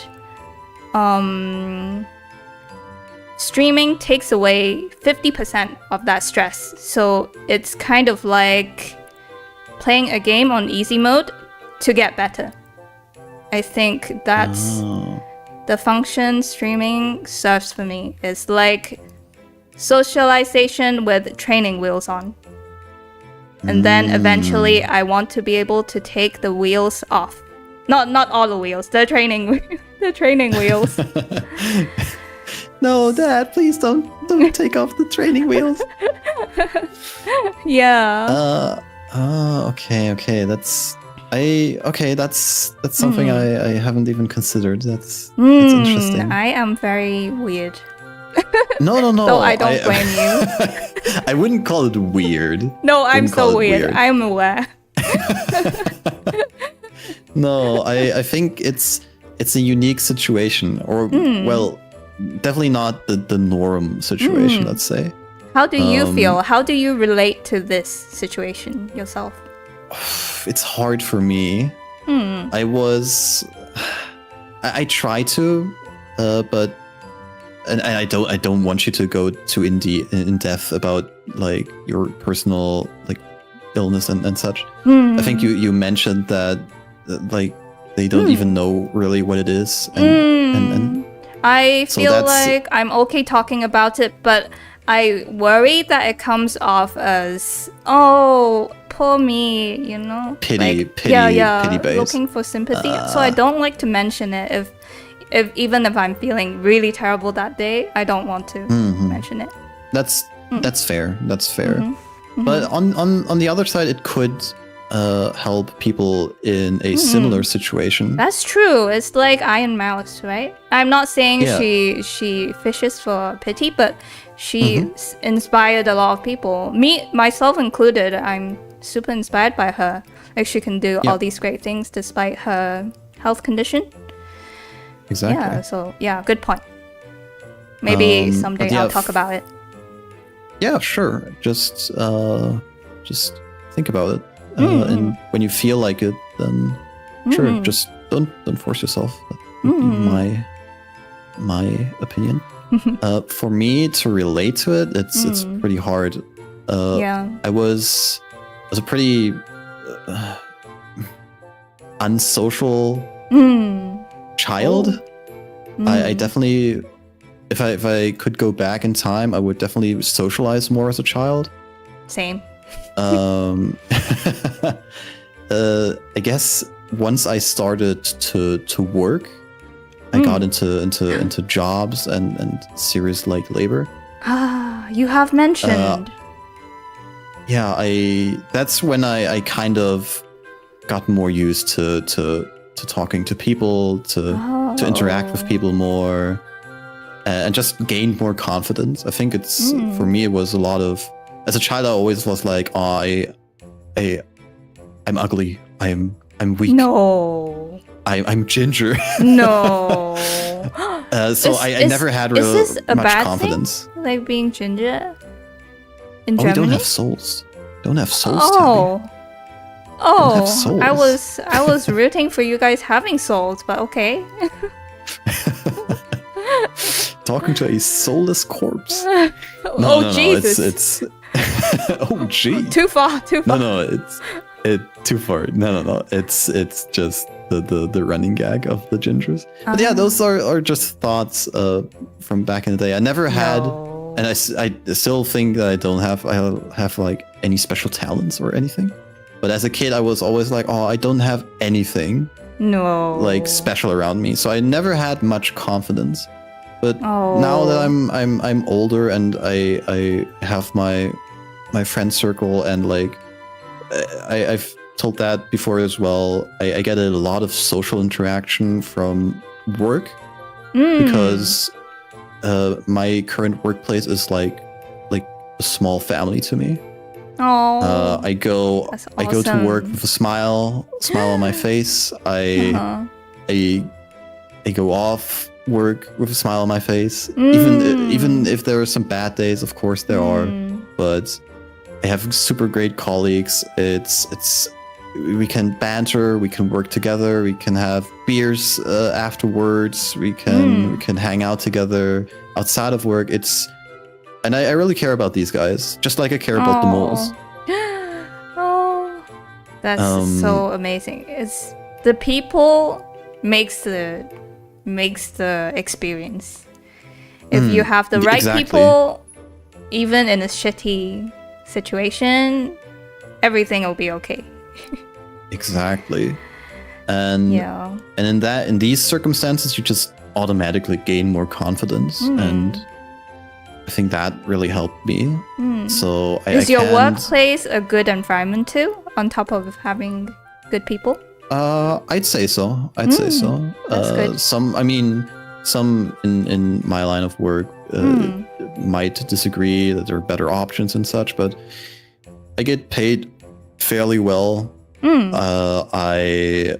I get treated really well with respect, and those are really important things to me. It's not all about the money for me. I just want an environment where I'm welcomed and where I know I don't have to shiver in fear every time I go to work. Oh, that's So- like me, my job. But no, like real life job. Once upon a time, I was employed. Oh my god. The deployment arc. Yeah, I had panic attacks on the way to work every day. Like, no, not every day. Whenever I realized I made a mistake, I would full on have trouble breathing. That's super rough. That's one reason And that's- I needed to become freelance. Or I wanted to.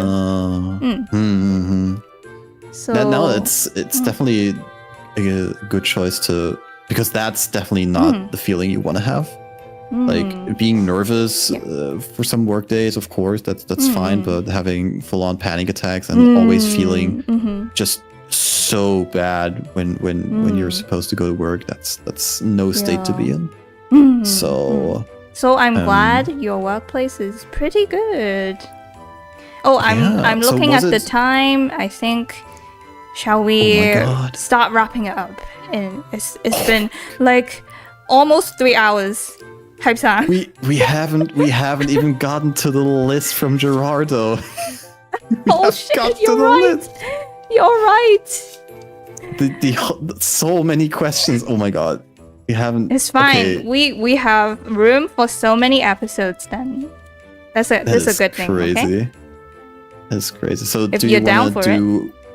I'm not gonna lie. I'm really enjoying myself. Yay! I'm I glad. hope you are too. I hope I you're. I feel like am. I'm talking too much. I should No, interrogate not at you all. more. No. Next. Talk more. No.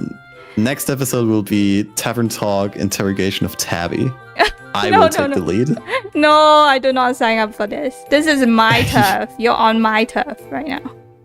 I am the butler of the people. The You hear me? Wait. What? I will not be slandered. Should we do like a final round of questions? What do you want to do to wrap up? Sure. Do you want to go with one of our topics, or do you want to cherry pick maybe? What do you question? think? Do you think we can get through one of our big topics in 15 minutes or like 10 that's minutes? not gonna. You think? That's You not think gonna that's happen. possible? It's not gonna happen. How about anime? We can end on anime. Something light and fun. Did you say yep. you had something like there's an anime you're interested in watching? Yes, I've actually awoken from my Awoke? non-anime watching coma. Wow. I have, because I mean I guess it's a popular belief that I watch a lot of anime. I don't. I haven't watched a proper anime in years. I feel like. Understandable. But there is one anime this season that I'm super interested in. Oh. And I've watched the first episode yesterday, and it is Bartender. Bartender? It is Bartender. Is it like Glass of God. Is it like kind of similar to Midnight Diner? Do you know? Oh, I Midnight Diner? don't. Midnight Diner is a diner where different characters go to, and then you've discovered their life stories through food. Ooh. Oh my god, I think I think I heard about that actually. Is it anything like that? What is it about? Like, summarize it for us. Why are you interested? I'll try to make it quick. Yeah. Try. So I've back in the day, it's a pretty old manga, and I've dabbled into the manga back in the day. Was really interested in, but kind of lost focus and kind of lost it. But the anime adaptation that airs now is really faithful, and it looked very comforting. And I'm a big music guy. I love anime openings, and when the anime opening for Bartender came out, I was like, "Oh my god, I love this! I love this." Send it in the channel. Oh, I will definitely send it. And then I watched the first episode because there was just something, and I could remember like the basic story beats of the manga. And the first episode, I cried like a bitch. Oh wow! First episode cry? and it's not, and people who may watched Bartender the first episode are probably like, why the heck does he cry on that episode? There's nothing really to cry about. Oh? The main thing is that show and the main character's like reason for being a bartender and working, and it hits home so hard to me because that is all I am trying to be as a person. Oh. Like you have the bartender. He explains that there are two professions that can never lie to a customer. Oh. And one of them is the bartender. Oh, why? And he explains it that you have to take everything into consideration when serving a customer as a bartender. And he goes so into detail and tries to think about the person behind the counter that he's serving so well. What does he need? Listen to the person. Does he need comforting? Does he need a I don't know, just something with lots of alcohol because he's so down and he just needs to whatever. Oh. I love the theme of think about the person that's in front of you and make them happy. And the sentence that got me to cry a lot is like always try to make the customer when the customer leaves, try to make them feel more happier than when they came in. Oh. And that's when it hit me. I always, when I talk to people or I interact with people, I always want them to feel like, oh, that was worthwhile. Oh, that was fun. I always want them to leave the conversation. Now. Exactly. I always want them to feel good after the conversation with me. That's kind of the person I strive to be. And that's kind of where it hit home for me. Like the profession and how they explained it. I love the sound of it. It might not be for anyone. It's just, for some, it might just be a chilled show. It's definitely not the craziest show of them all, but again, for personal reason, it really hits home. We should all give it a go. I'm going to give it a go myself. If it's not for you, the opening in itself is just listen to the opening. I love the song. I love the song. I could cry listening to the song any day. So yeah, really hits home. Do you have a show that just reaches you on a personal level? If we still have time, 5 minutes, I think. Reach me on a personal level.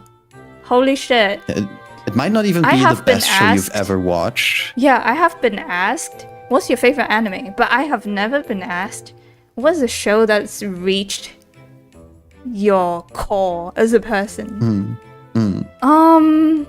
I think... It's a tough one. I think the first anime that reached my core was Kaiba. Do you know Kaiba? Oh wait, I think I know. Let me Yuasa Kaiba. By Yuasa. Oh my god. That's really old. It's really old, and the aesthetics are definitely not for everyone. A lot of people have trouble getting into it because it doesn't look like regular anime. It looks very retro, almost like Astro Boy era. Oh yeah, I just wanted to say, it looks like kind of like Astro Boy. So what's it about? What's it about? It's about a world where you can store all of your memory as a person. So effectively, your soul in a little microchip thing. And this microchip can be ejected and then placed into other bodies, which you can buy. Or like get your hands on. And it's like about... a soul for sale. Yeah, well... No, you buy the body. You don't just buy buy- the memories. You buy the body. And then some people don't even have a body. And instead they are placed into this machine, and then all the microchips in the same machine take turns talking. And I feel like it's a really good metaphor for real life. You know, some people, because of their life situation, financial situation, they cannot have the kind of body they wish to have, and like how that affects you mentally and like your self-identity. I think that's very interesting, and this is also a show that shows the ugly side of human beings. Like, people do shitty things, and It doesn't sugarcoat. it's okay. Like, life goes on. Oh, that And sounds that's super why interesting. I love this show. So Yeah. you relate to that? The realism, Personally, to that harsh? personally, I do feel like if I had all the money in the world, I would I would like dress completely differently. I would look different, but I'm not able to because I'm not I have a roof over my head. I have food. I don't have to worry about food, but I don't have a lot of extra to spend. And yeah, it made me, I was able to relate because of that. And also like seeing the ugly side of people, like learning something bad about your parents, like realizing that your parents or like the person you look up to, they are not perfect either. That's the show that made me realize this. That's quite the reality check. Yeah. Like, Damn, don't put that people on a sounds- pedestal. Oh, that sounds super interesting. It's Actually- very difficult to get into, though. Oh, that sounds like very thought provoking as well. It is. They even touch on gender identity, because at one point the main character's memory chip, they're originally a guy, but then the memory chip ends up in a girl's body, and that was interesting to me to think about, because I kind of have do they call it penis envy? Like, I wanted to be a guy growing up. Oh, okay. Partially because So of it's- Asian culture. So yeah, that was... Ooh, I feel like we could delve deep into that one as well, but I need to rewatch it in order to talk about it properly, but just off the top of my head. Actually, if we do Everyone's confused. make a part 2, if you're interested, I will promise you I'll watch that anime Oh, okay. and we can talk about it. Okay. Let's do it. Awesome, Alright. awesome. Shall we call this the end of our episode 1? Tavern Talk episode 1. Sadly. But yeah, sure. So Thank you, Tabby, for having me. It was a pleasure to finally talk to my Oshi. Oh my god, Oshi, stop it. I get nervous when people say I'm the Oshi, because what if one day they stop saying that? No,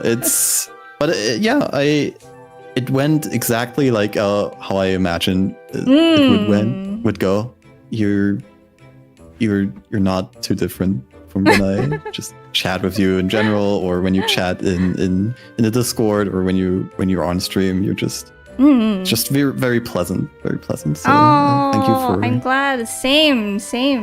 Goes both ways. It's been really interesting learning more about you, like uncovering some hype lore. I've been itching to do that for a long time. And finally did it, and it was better than how I imagined, let's just say. Thank you. Exceeded my expectations, as always. I'm looking forward to all your future projects. I will try to support you as best I can, as always. Oh yeah, appreciate that. And always thankful of the community. Thank you guys for always tuning in, for chatting, lurking. Yes, thank you. Just interacting. You guys are amazing. You guys make this possible. Exactly.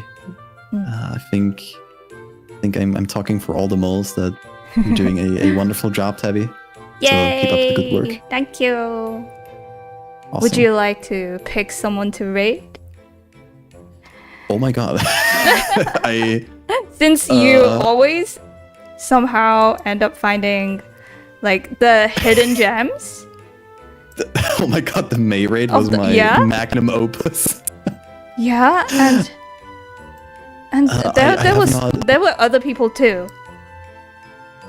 Yeah, it's crazy. I always try to just find interesting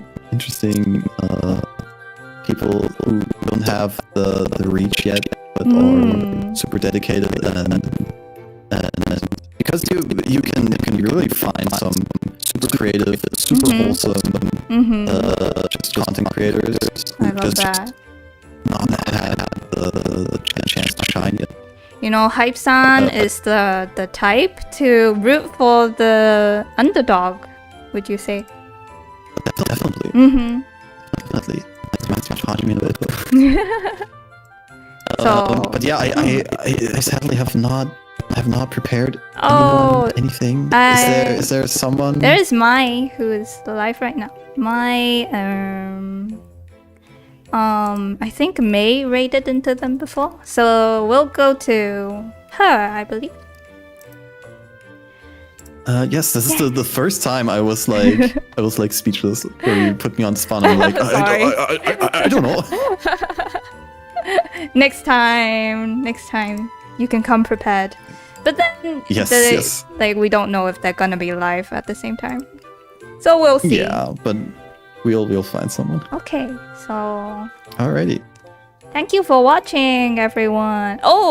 My uses they them pronouns. Okay. Sorry. We'll go to them. Yeah. Super excited. Okay. Prepare your mole raid text box, text message. It's time for mole raid. Mole raid. I have to prepare as well. I am trying to help. Can someone text the mole raid? Mole raid. I did it. Damn. Tabby save. Thank you for watching, and we'll see you next week. Remember to eat well, sleep well. Yeah. And eat your veggies. Yes. Beans. Eat your beans. Eat your beans. Alrighty. Thank you for having me, Tabby. Yeah. Bye-bye. Tabby Take hype care, guys. out. You gotta say too. Out. Tabby hype out. Tabby hype out.